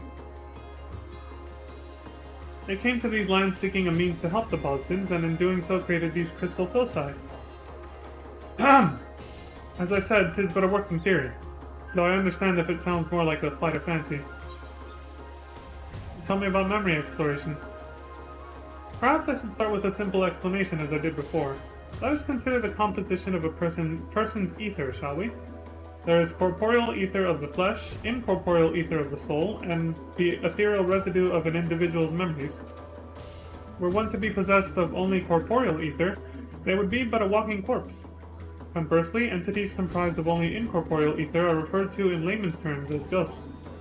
Of course, a ghost that possesses residual memories could likely recall its past and retain self-awareness. Using a crystal focus, we can isolate the ethereal signature of memories, much in the same way the seers did. We can then delve into and explore specific memories conjured by the subject. We must be careful of what we observe, however, for while the information stored in a person's memories can be quite comprehensive, it is not always true to fact. It can be distorted due to the passage of time, or even when first committed to the mind as a result of personal bias. That is why it is important to mark the distinction between explicit and implicit memories. Explicit memories are those consciously stored and recalled, while implicit memories are more passively accumulated by our subconscious. When meeting someone for the first time, their appearance will be kept as part of our explicit memory, though this may fade with the passing of time. Should a great deal of time pass without meeting, however, such recollection can prove difficult. Yet in that moment, your mind also takes record of everything experienced by your sensory nervous system. Unfortunately, information called from explicit memory is quite sensitive to misrepresentations of events. After all, if an individual is actively choosing to recall an event, who is to say they will not make alterations to better suit their liking? That is why we seek information from implicit memory, which is more likely to be preserved free of the bias of an individual's worldview. Tell me about your gift. The echo can manifest itself in myriad ways dependent on the individual. I was gifted with the ability to peer into the future.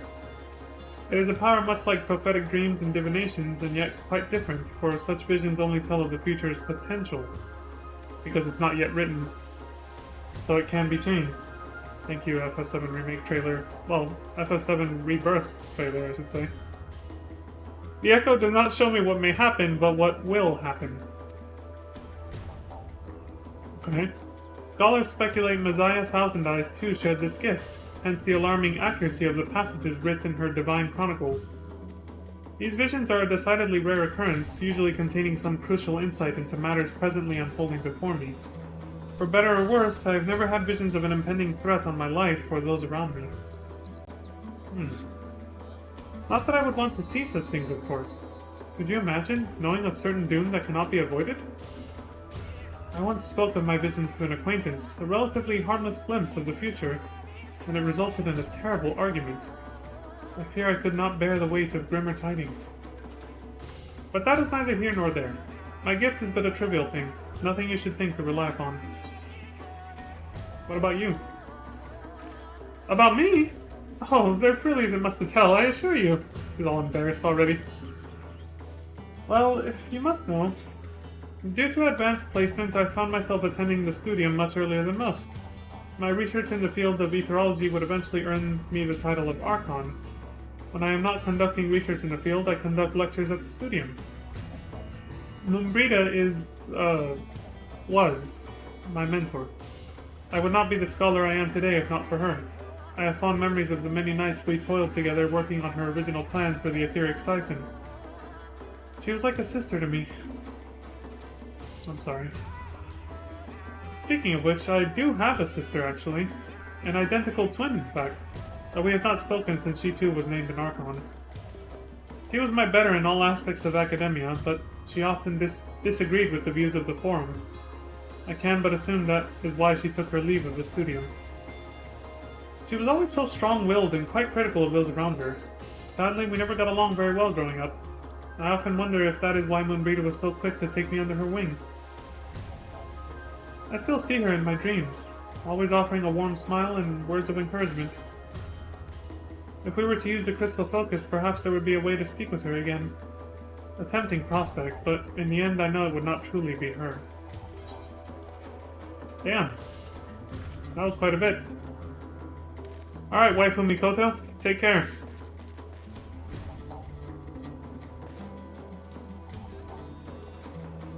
remember when this place used to be jam-packed with people. I do not imagine he sympathizes with our plight, but from what I gather, he has no love for the Empire either. If that will suffice in persuading him to aid us, then so be it. I hear there are engineers stationed at Ralgard Reach. Perhaps you can begin your search for Garland there. I'll do my best.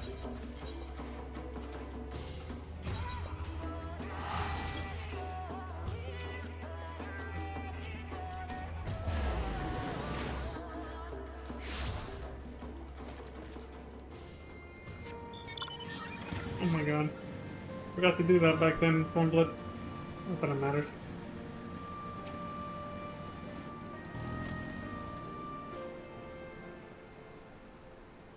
Need one?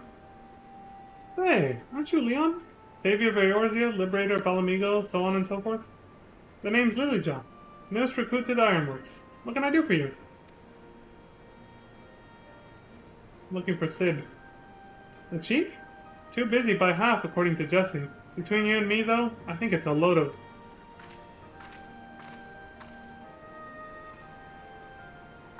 Oh, do go on. A load of what?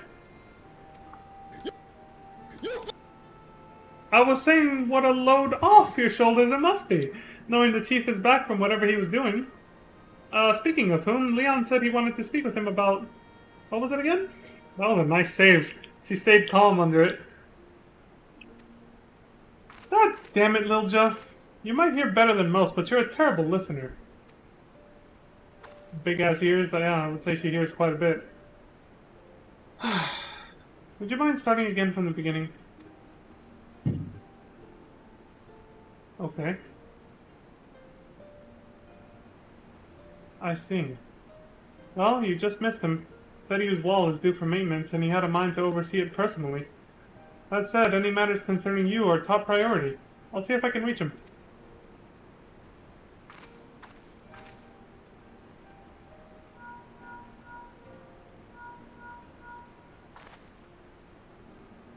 I take it this is an average day for you? Must be hard. Always having to put on a brave face as you're thrust into danger. People judging you this way and that like... No, people tugging you, sorry, this way and that like some sort of errand boy? Yeah, that does kind of happen, but what's your meaning? Not that we don't appreciate what you do for us. Goodness knows I do. In fact, well, you see, I'm something of a fan. I knew the Ironworks worked with you on occasion, but I didn't think I'd have the chance to meet you in person. Can I shake your hand?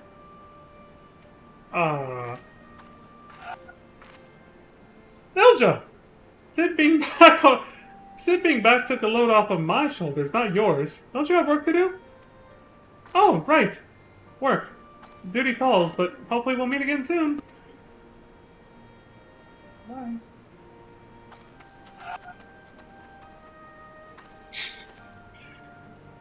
I guess I have fans everywhere. Chief says he'll meet you at the Domin Enclave. Not the most convenient of locations, but it'll have to do, I'm afraid. I just came from that region, too. One more thing. The Bosja incident is something of a sore spot for the Chief. Even if it was an accident, most people outside of the Empire remember it as a massacre. The Chief tried to put a stop to his father's experiment, but his pleas fell on deaf ears. Even now, he still blames himself for it all. I should have tried harder, he'd say. I could have saved them. I could have saved all of them. All that genius, and the man can't find a way to forgive himself. Yeah, I mean, we saw how hard it was for him to recreate that same technology just to fight against Omega. Poor Sid. So if you're aiming to go digging through his past, be careful. I dread to think what demons he's got locked away in that brain of his. I'll do my best to take care of him, Jesse, don't worry.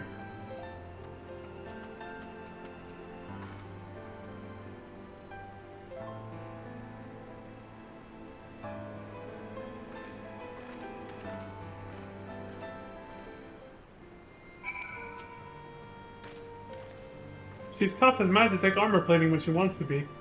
But her heart's in the right place. A shame she's always so busy. As are you, if I'm not mistaken. I won't keep you any longer. Best of luck! Alright. See you later, cutie. The Bogda incident. The Ironworks engineer is confused as to why you are still here, not at the Doman Enclave. The chief said he'd be meeting you at the Doman Enclave, didn't he?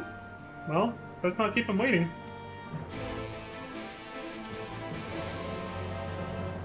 As much as I enjoy your company, I understand duty calls.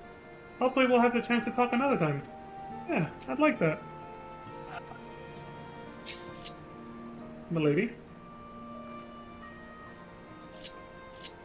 Always nice to meet a fan. Right, I have to do this from here.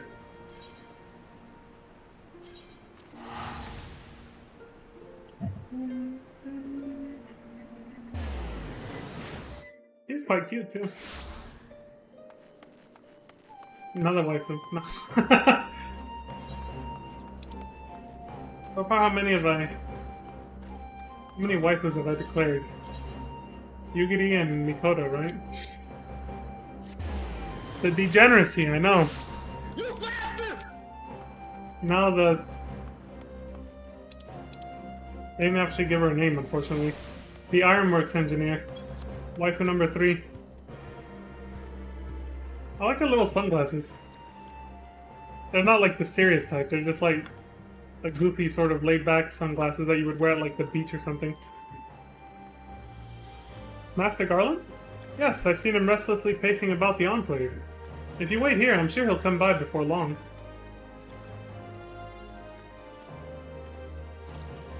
There he is.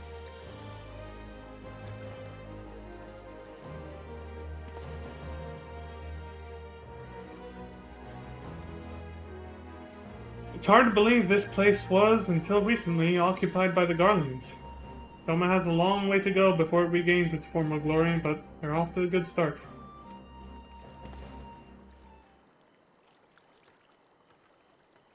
So I've heard. If the Bosnians wish to follow the Doman's lead, I plan to do what I can to help them. In fact, I've already spoken to Lord Hien and agreed to divert part of the Ironworks resources to assist in Doma's reconstruction. The offer seemed to have taken him by surprise, but I assured him that in addition to the Ironworks' commitment to freedom through technology, I have my own reasons to reverse the destruction wrought by the Empire. While it's true that I eventually defected, I played no small part in the development of magitech now used by their military. Sometimes it's the threads you can't see that have the strongest ties. Would that I could cut them. The Empire's sins aren't yours to bear. Even so, not a day goes by that I don't think about the part I played in the atrocities they committed. If I could have made my father see reason, there would have been no Bogda incident. But I was powerless to stop him. Come on, cheer up, Sid! I need to get down in the dumps right now. Yes, you're right. There's a time for wallowing in self-pity and a time for action. I plan to do whatever I can for the Bogdan resistance, but they're up against the 4th Legion. If they're to stand a chance, their allies here in the east won't be enough. They're gonna need all the help they can muster. I'm not entirely sure what part I'll have to play in all this, and I doubt anything I do now will be enough to atone for my past mistakes. But if it means throwing a spanner in the Empire's works, then count me in.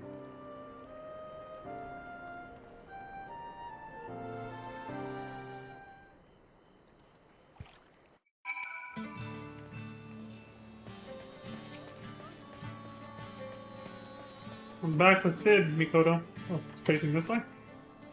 Upon speaking with Mikoto, several cutscenes will play in sequence. Well, here we go. Set aside enough time. Will do. I have nothing but time right now. This would probably be a good spot to, 2:35? Yeah, actually, if I don't do it now, I might not get the chance. Not taking a break. Give me a sec.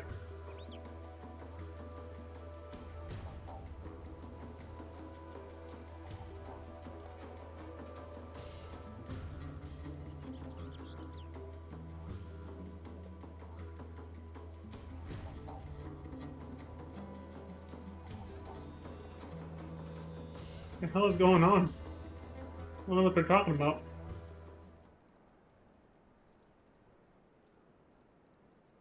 Maybe she was just explaining everything we're gonna do.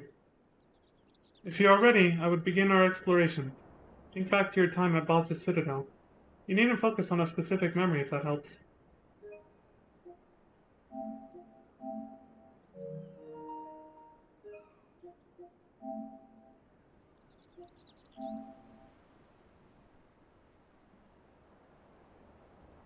Okay. That's good enough.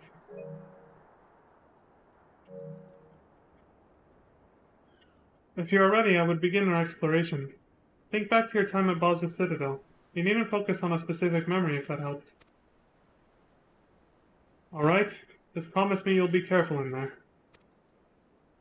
Taking cues off of the plotline of that movie Inception, which drove everyone crazy around that time, right?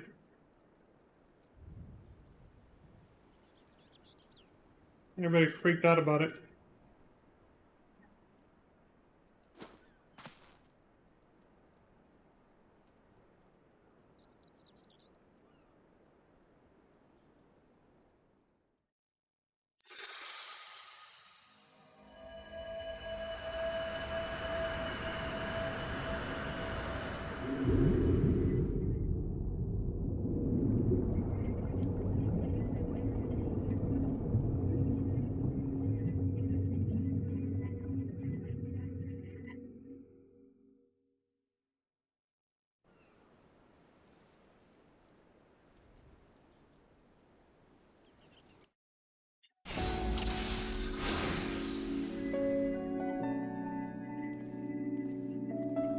This is Balch's Citadel, alright. At least... Whoa, too fast. At least I think it is. Was everything so distorted when you tested this before? Your recollection of this place appears grossly incomplete. I can but assume your memory is being warped by your subconscious. Well, I'd rather not stand around laboring over details. Let's look for the transmission tower in the Principia. Anything of import would have been stored there. I love that they reused the burn music for this. It's very fitting for the tone of all this. Sid's painful memories of what happened at Balcha. And at the same time, I just fucking love it. It's so emotional in general. Did you see that? A military base appeared out of thin air. Or out of my mind, I suppose. Did it appear because he mentioned the Principia, I wonder? What in the world? The road. It just ends. A consequence of your incomplete memories. You have to think back, Sid. Where did this road lead? One fucked up view of Balcha from the past. This all seems so absurd. Recalling the Citadel shouldn't be so difficult. Try recalling the cityscape. I remember the blue of the cobblestone streets. If not for the occasional military installation, it would have looked like any other city. This. Okay. This literally looks like scenes out of the movie Inception. Holy shit. Obviously they were inspired by it. This all seems so absurd. Recalling the Citadel shouldn't be so difficult. Well, do you remember where the Imperial troops were heading? Not specifically, no. But they were on edge. Something to do with the Academy's research. Wait! I remember! As Sid's memory returns, the way forward opens. You've done it, Sid! The road has returned! We should be able to reach the Principia if we keep heading north. Insulate? Jesus, this is weird. All crooked. Look! There's the transmission tower! The site of the Balcha incident. Damn it all. The road is cut off again. Come on, Sid, you have to remember. Sorry, Leon. Try as I might, my mind is drawing a blank. Maybe there's something around here that might jog my memory. A psychological stimulus to prompt recollection. Yes, that just might work. Let us see what we can find.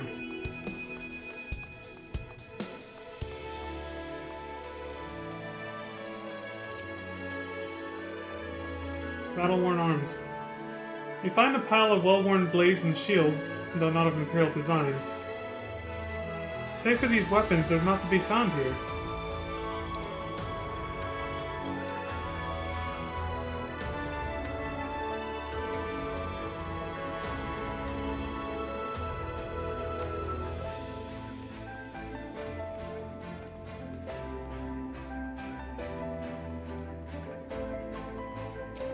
How about this? You find the smoldering remains of Mantatech armor, no doubt left after a fierce battle.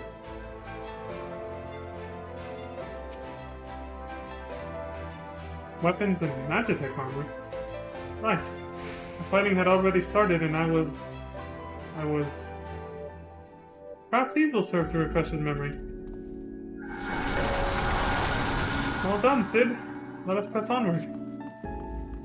It's all starting to come back to me now. We must drive them out! The tension in the air is palpable. There's only one thing these savages are good for. Alright, our soldiers were on high alert that day.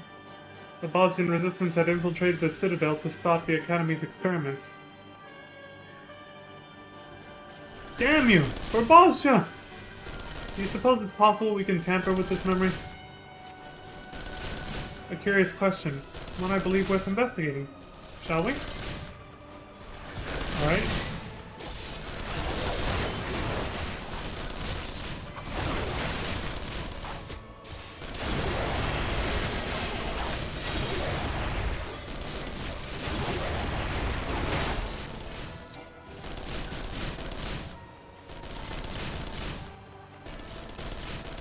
They froze. Nope. Let's see.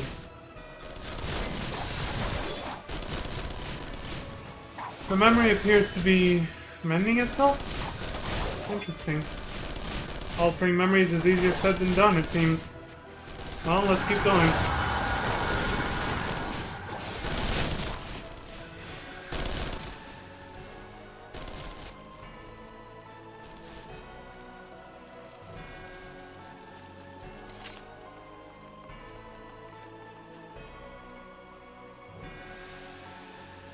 Price for interaction.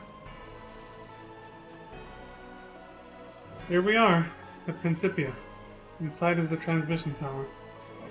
Whoa! What is this? What in the seven hells are these? Could they be a manifestation of your subconscious? If so, they likely seek to suppress your memories of the Citadel, meaning they intend to purge us from your mind. We cannot let them! Defeat the antibodies!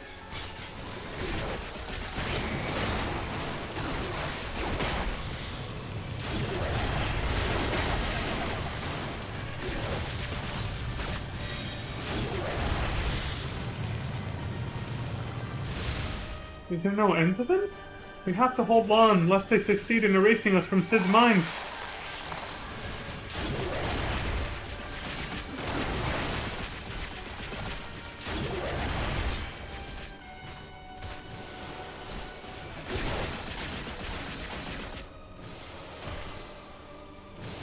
Pretty slow moving, but there. Out! Get out!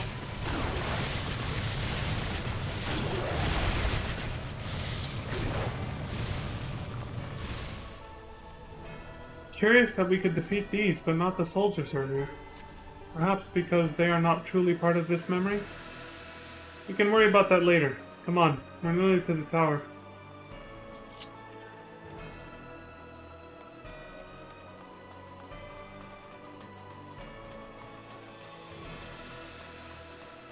Just a little further.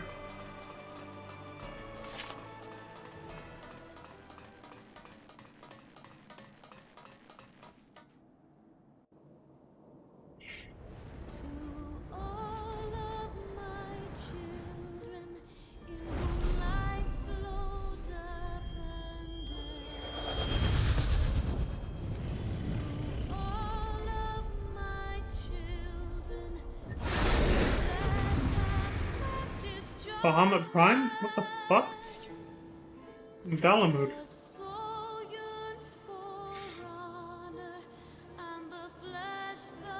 Bahamut! This has to be another attempt by your subconscious to stop us. Please, Sid, you have to pull yourself together. Are we sure I'm not suffering from a sudden onset of psychosis? Altered Bahamut. I mean, who knows at this point? There's no choice but to fight. Otherwise, his subconscious will continue to repress this memory, not his memory, sorry. Multitasking.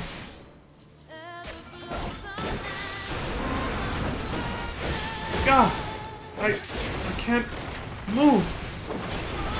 It seems to be having an adverse effect on Sid's psyche. Quickly, Leon, we have to stop it. I'll try, but it is Bahamut we're talking about here. He wasn't exactly a pushover. I suppose he was to me because I was over-leveled, but not at the time the content came out. He caused the 7th Umbral Calamity for fuck's sake. Data Slayer.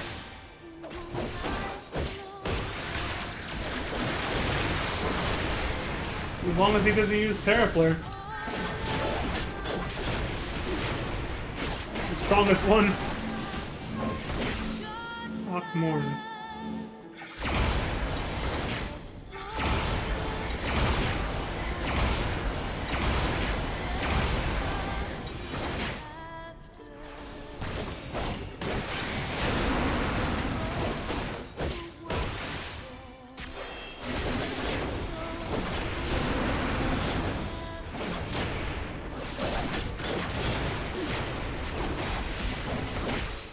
Careful. I like not the looks of this.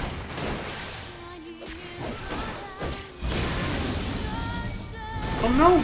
Could his psyche be deteriorating? Leon, look out! Oh my god.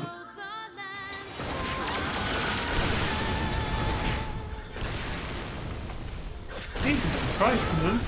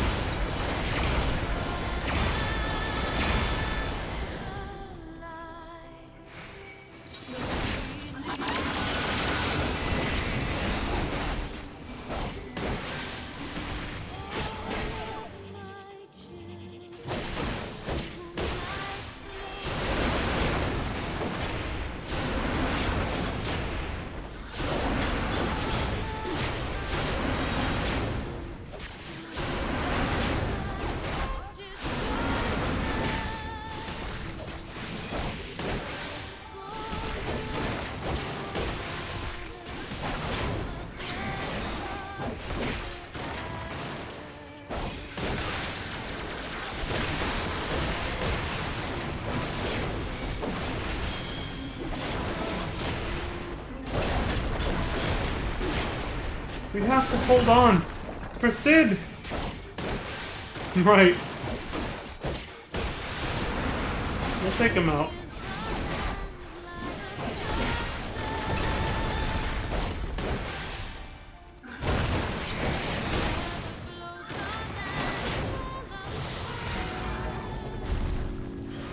Phew. Thank you. I feel better now. Perhaps now your subconscious will be more forthcoming with the truth in this memory. But Bahamut had nothing to do with it. Well, loosely, I suppose. Dalamud and his father's obsession with it leading to all of this, actually, yeah. He didn't know if Bahamut was in there yet. Is that Sid? Do you recall this happening? Is that his father? Father was so angry that day. Father, please! If you would just look over this data. Enough, damn you! The next time you question me, it shall be your last. Now leave! You of all people should understand the risks. Why do you refuse to see reason? Young Sid.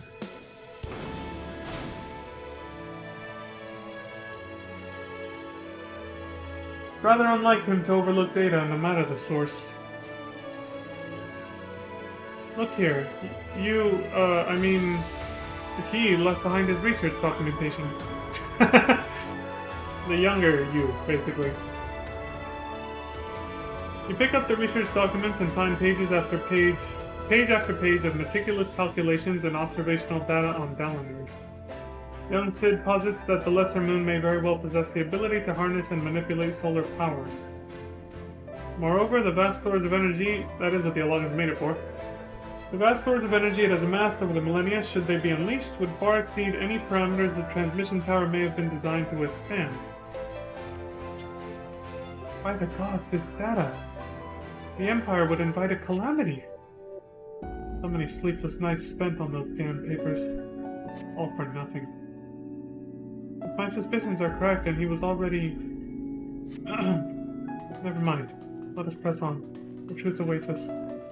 He was already enthralled by, Dalamud, just like Neil Van Darnus. Damn you, Bahamut. Well, the primal version, anyway. There they are! The replicas of Gunhilder's blades! What we came for.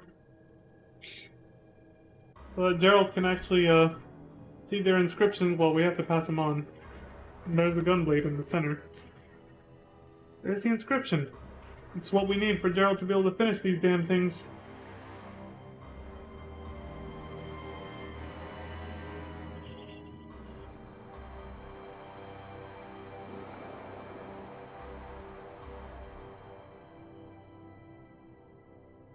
Know your place, whelp.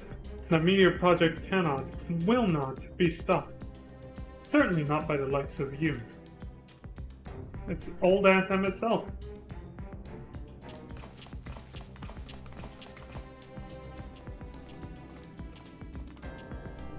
Oh my god, he had a giant beard just like Ramu. No. No, this is wrong. Emperor Solace couldn't have been there.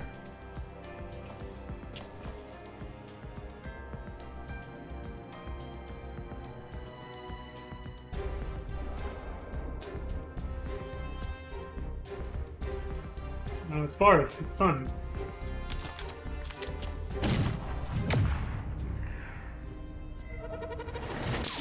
Oh! Fuck! Blasted!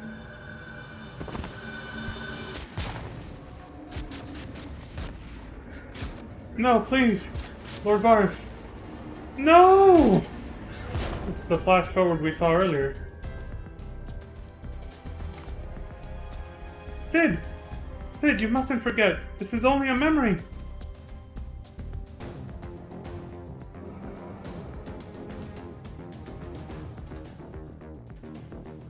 It was obviously a traumatic one.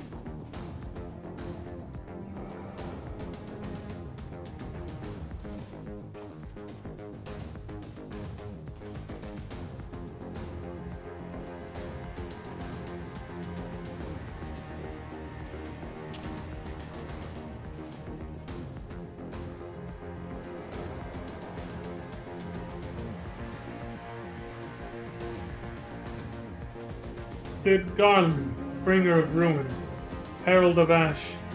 Your father must be proud.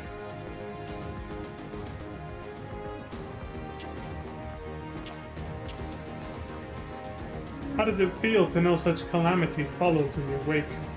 That your failings bring death to all you hold dear?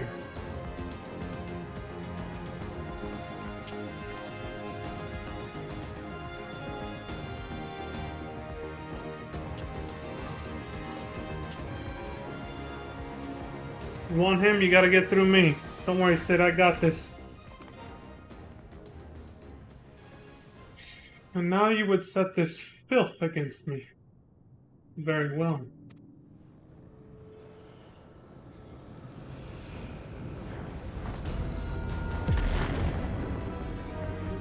He's using a gunblade too, but with a shield. But one fate awaits those who oppose the will of the Empire. Jesus Christ. I didn't realize he was this strong. We never did actually get to fight him before he was killed by his own son. His trauma is too much. He's lost control. But this memory is false, Leon. Perhaps you can alter it with the echo.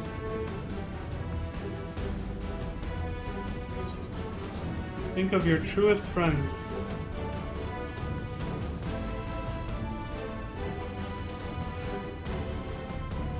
I summon thee.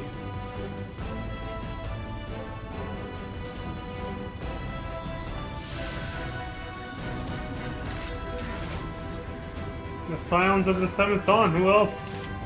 Including Reen!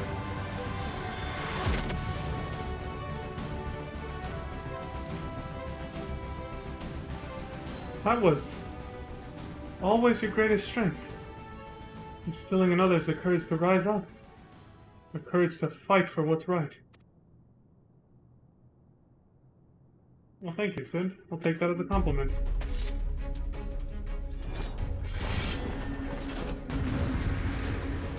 I haven't heard this song in a while.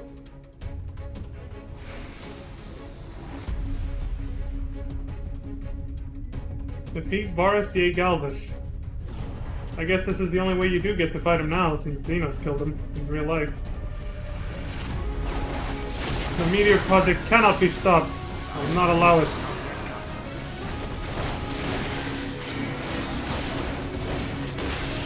Alright, Tancred, you can main tank then.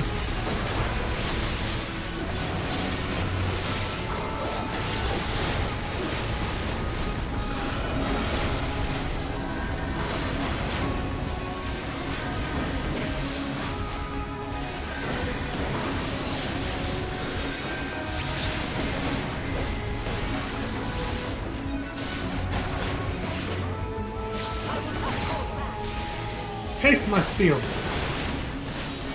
Classic line. I feel like I've heard that before many times.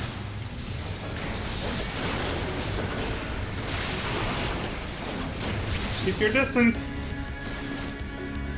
That's how Tancred moves. Your struggle shall avail you not. Careful of his blade.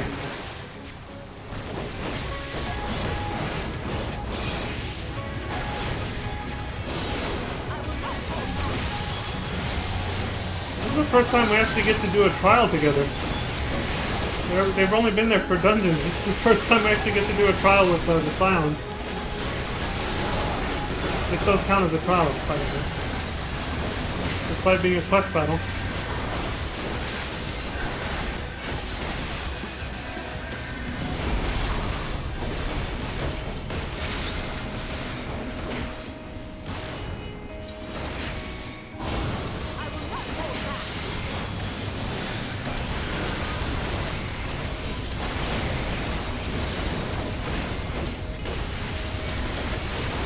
Tired of these games.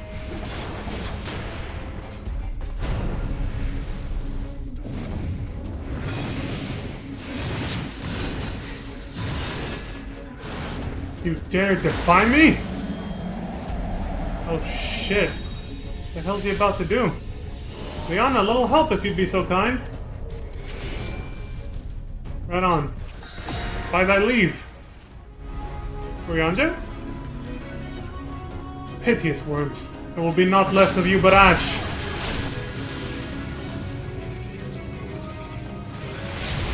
Now, drive it back! With all the DPS you can. Quickly!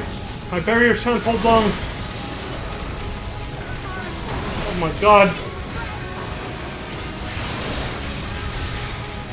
The Tancred is Giga Chad holding it back. Holy shit. I thought to offer you a quick, painless death. Alas.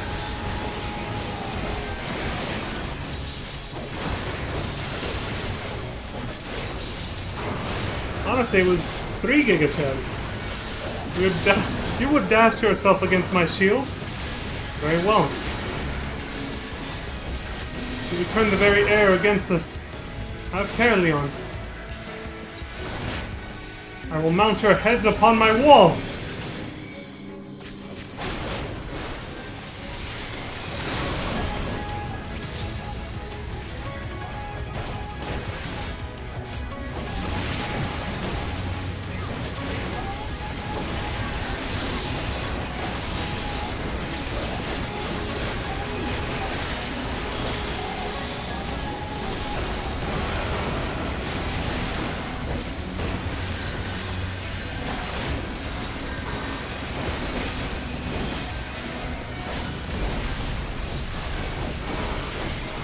All of our research, our planning, it cannot be for naught.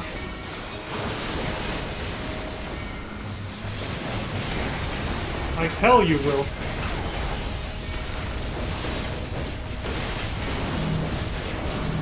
The Empire cannot, must not.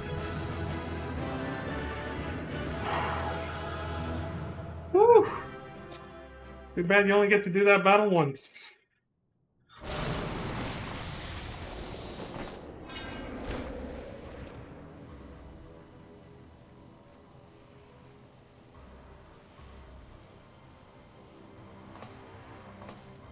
This isn't right either.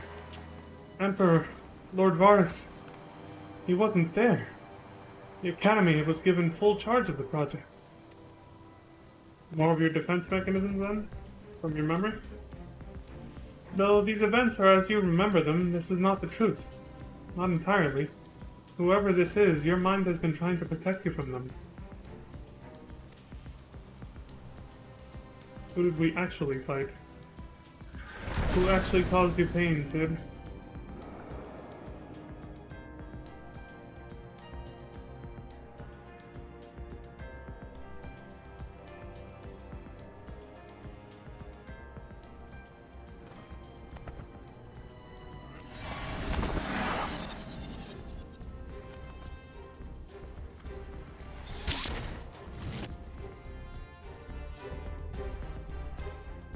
It wasn't Solace, it wasn't Varus.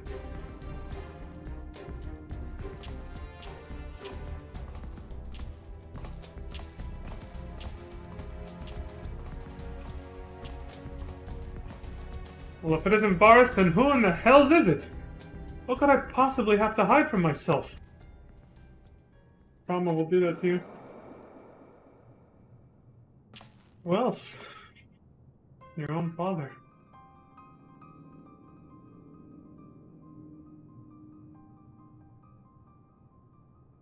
So it was you who pulled the trigger. Father. Sid, look! His eyes!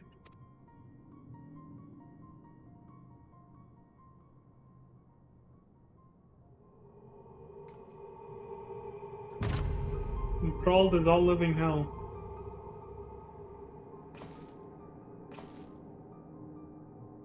No. It can't be.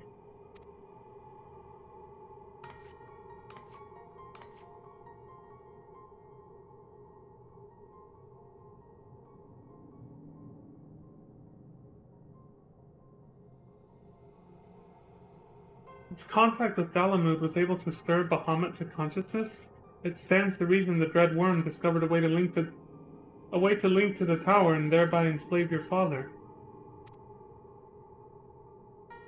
In which case, there was nothing that could be done for him. There is no arguing or reasoning with such individuals. There is only the will of the Primer.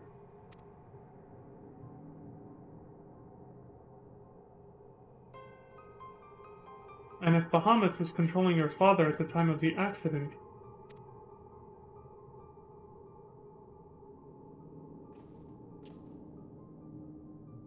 then in all likelihood it wasn't an accident.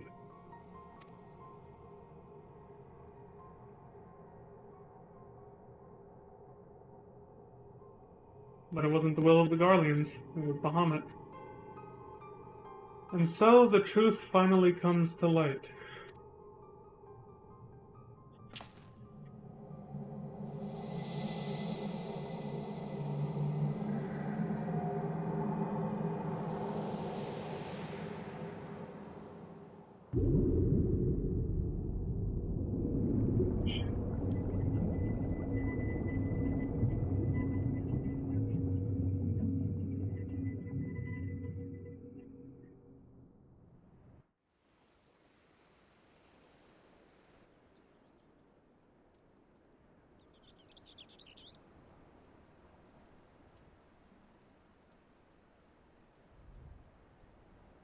Now we know the truth behind the Bosja incident, which has been talked about a lot.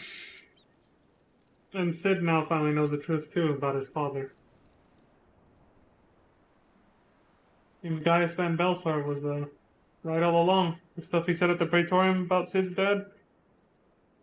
I think he did say that, right? That Sid's dad was already enthralled by Dalamud. Bahamut's thrall. And no one was the wiser. Not even your own son. That, or I think... I could be getting it wrong. I think Gaius was trying to argue that he wasn't. But the truth was that he was. I can't remember. I'd have to pay attention to the Praetorium dialogue again.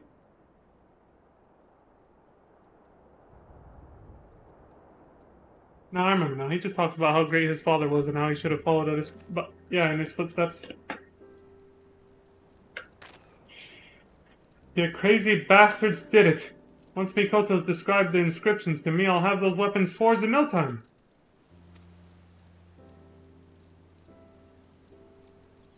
On behalf of the Bosnian resistance, you have my deepest thanks.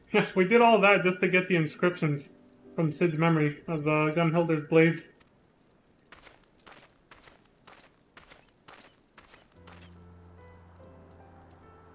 I'm just glad I could help.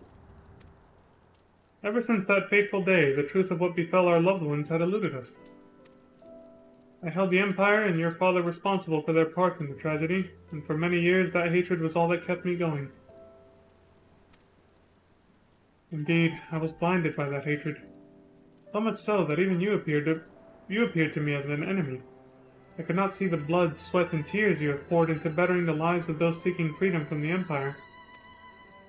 I could see only a Garlean, and for that I am sorry. If you can forgive me, let us be allies, united against a common foe. Come now, I'm the one who should apologize to you. After all, my father and the Empire did, even if not all of their own volition, their crimes will never be forgotten. I'd hazard even victory over the Empire won't be enough to ease such pain. And even now that I know the truth behind the Balja incident, all it's done is make me question the choices that led me here to this moment. But regardless of the past, we have to keep pressing forward, one step at a time. For freedom. Just as the heroes of Eld would have done. We Bosnians grew up on such tales of peerless warriors pure of heart and unwavering in their conviction. Yet here we are, so full of doubt and uncertainty. Will we ever earn our place in the pages of history? Cheer up, Fauselgen. If we live long enough, perhaps we'll be the ones to plan them. Or to pen them, my bad.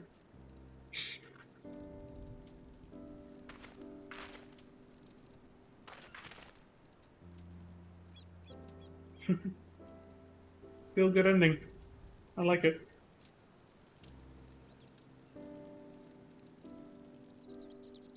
You say the crystal focus is no longer responsive? It would appear what stores of ether resided within it have been depleted. I did not expect our exploration of your mind to be such a taxing endeavor.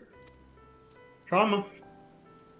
Once I identify its etheric affinity and a power source with a compliant energy frequency, I am confident its reserves can be replenished. I thought perhaps the Alliance could use it to extract information from some of their less cooperative Garlean captives, but nothing's ever that easy, is it? I'm afraid etherology is beyond the scope of my expertise, so I'll leave the rest to you. If you need anything, don't hesitate to call for me. Thank you for all your help, Master Sid. Well, I'd better head back. I have a mountain of work waiting for me.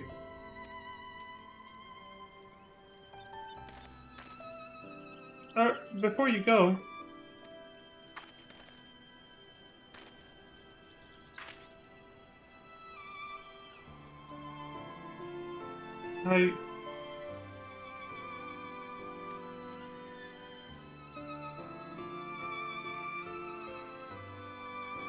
If you ever feel lost, you can always talk to me.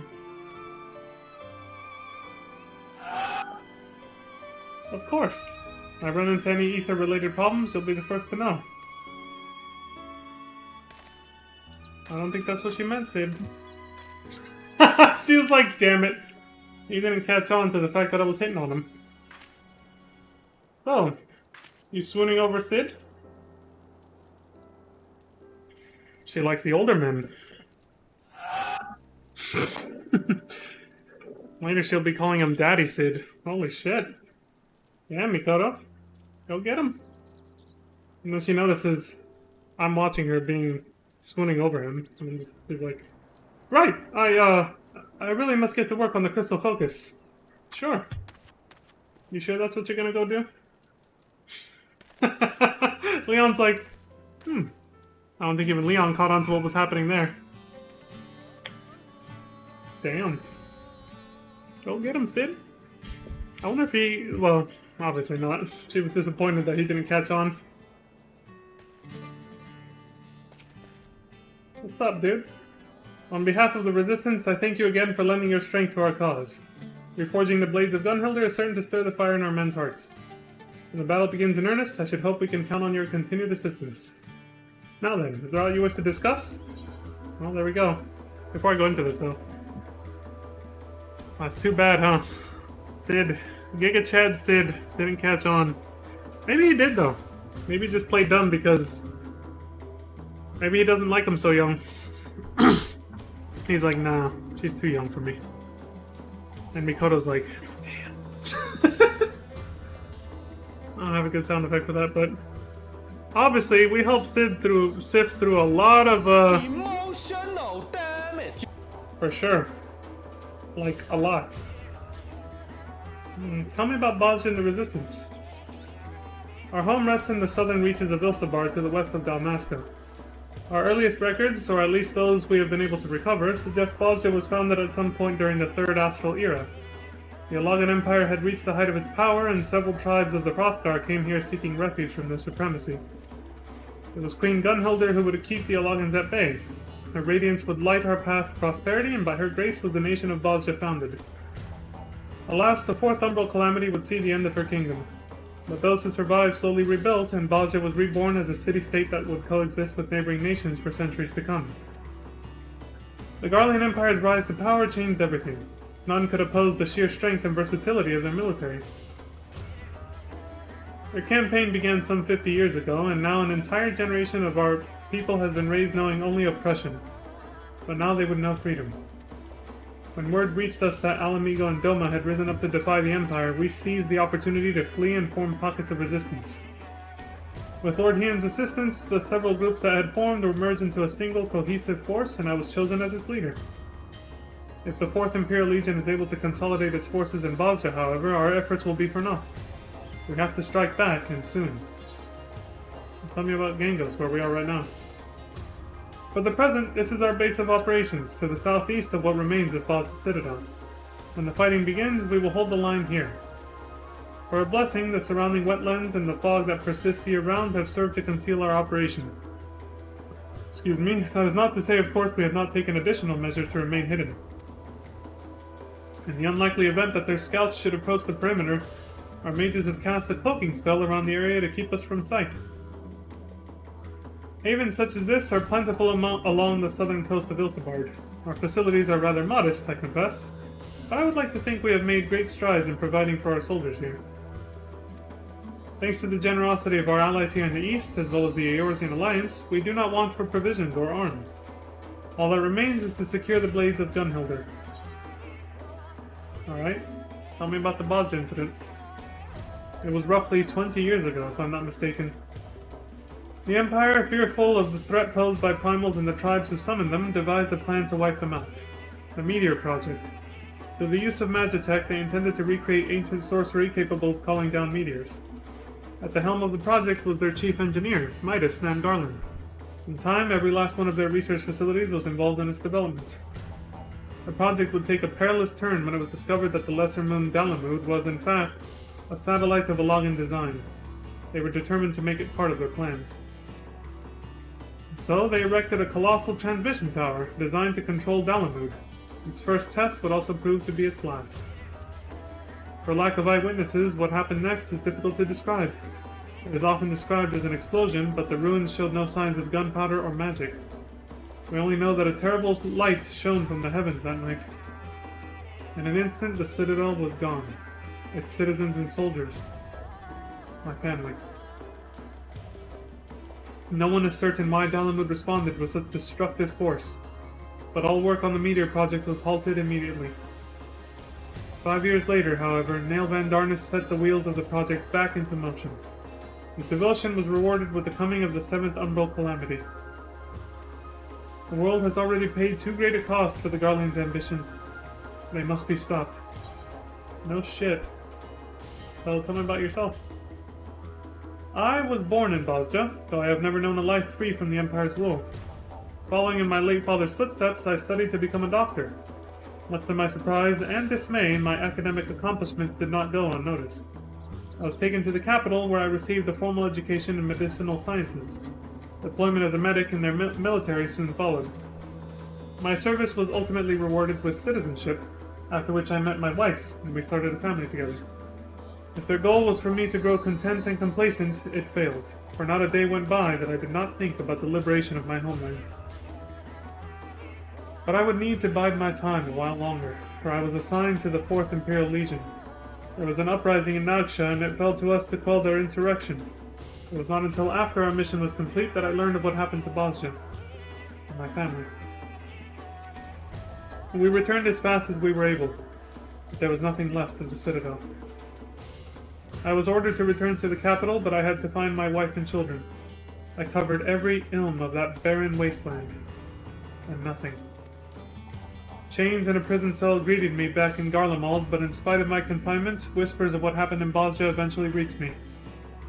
Of their failed experiments to control Dalamud. Stripped of my citizenship, I expected to remain under lock and key until the end of my days. Fortunately for me, they had need of more medics for their next campaign. But I would never reach the battlefield, where I escaped with a number of other soldiers to join the resistance.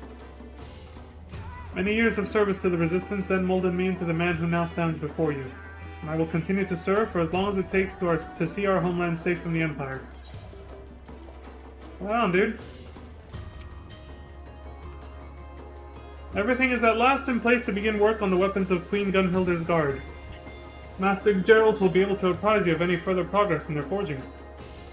In the meantime, we will begin preparations for battle. I look forward to seeing you on the front lines.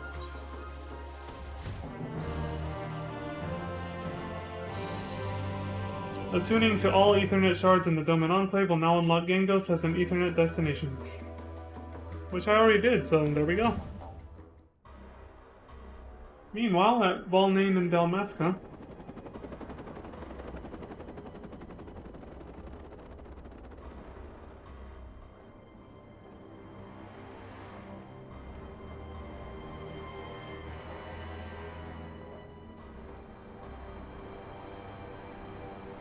oh, there he is again.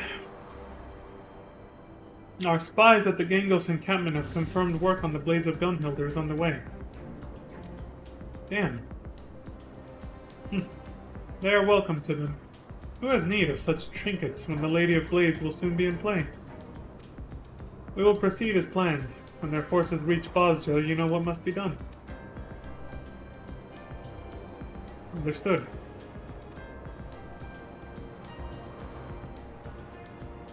The Empire is fated to fall, but in its place a new nation shall rise, grander and mightier than anything the Garleans could ever have dreamed.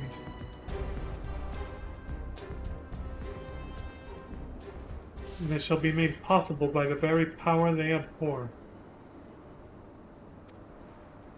You gonna call upon a primal? Of some kind? The hell's he planning?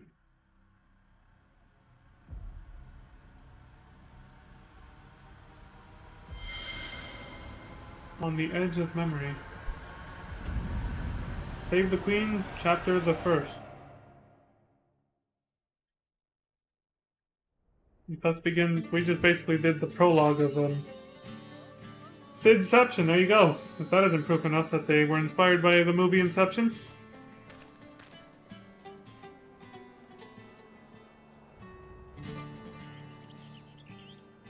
But this is where we take our leave, of course. Gotta talk to this guy. Leon! My, that I should find you here of all places. Well, I suppose that's only right, considering I followed you.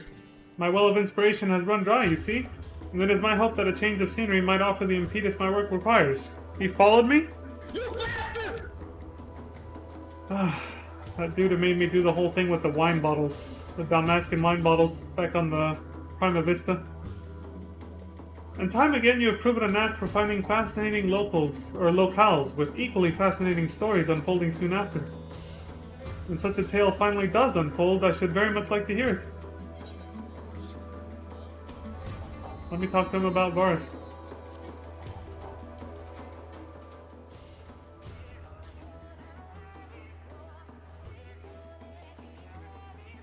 Battle fought in the mind of a dear companion?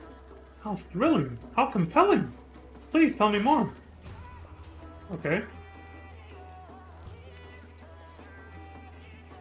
A specter of the late Emperor Varus. I suppose even a figment of one's memory, assuming sufficient creative liberties are taken, can prove as fearsome as a man of flesh and blood. Admittedly, I cannot claim to have witnessed his prowess firsthand, but who has not heard tales of his savagery, his unparalleled might? Yes, I do believe inspiration has struck, my friend. The brutal battle of words which preceded a nightmarish clash twixt the Emperor and the realm's great liberator. You would dare approach me thus? Lord Varus scoffed. Where men of greater strength and mind both would flee, you dare commit to such folly? To which the liberator coolly replied, How else am I to smite thee, save, approaching? Really? That's the best you got? An admirable attempt, if I were still learning my letters, perhaps. It seems my prose yet wants for inspiration. Might you humor me with a more detailed account of your confrontation? I require a more vivid picture if I am to do justice to your deeds. Sure.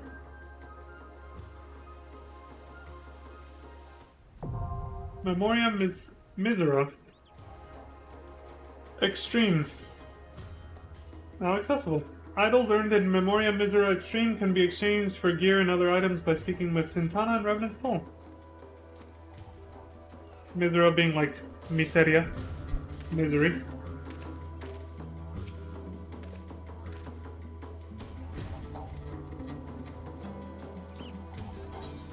How did you tell me a story?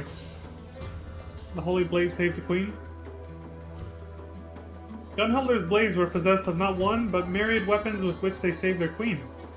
Oh, to see the look on the resistance soldiers' faces when Geralt's work is complete. Wait, save the queen? Why do those words sound so familiar? Yes, of course! Queen Gunhilder was said to wield a holy blade bearing that name. A rather nonsensical moniker, if I may be so bold, but perhaps in ancient tongues it held some sense of grandeur.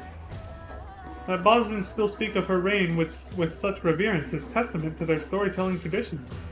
Traditions which may very well serve to rekindle the flames of this playwright's spirit. Which is to say, there is little I know of the blade save for its name. When I at last find time to sit down and learn all there is to know of the Queen and her gallant guard, I shall regale you with a tale unlike any you have heard before. Sounds good. And then this is just to continue the Abal's storyline, I believe. Fire in the Forge, yeah.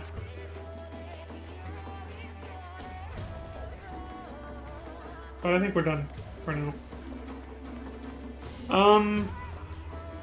Yeah, that was pretty much it. I felt like that was some much needed lore on Cid. It was very important, I feel. So.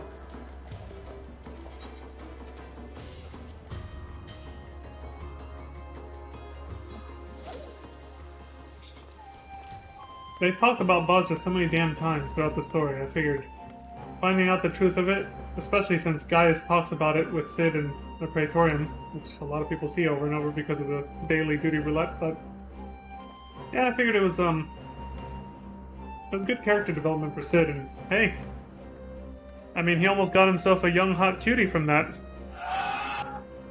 But alas, he might be into older women, or he just didn't catch her drift when she hit on him. Much to her dismay as well. Oh well. Waifu Mikoto? Sorry Sid didn't respond, but I'll always be there. Oh shit! Scouting! Anyway. Enough with the waifu fantasies. Let's get back to the story, shall we? Right. I remember where to go now. I was like, where the fuck do we go? The locks! Wait, that's the wrong place. We go to Port of Pretoria. I mean, yeah, if Sid doesn't want her, I'll swoop in on her. You bastard!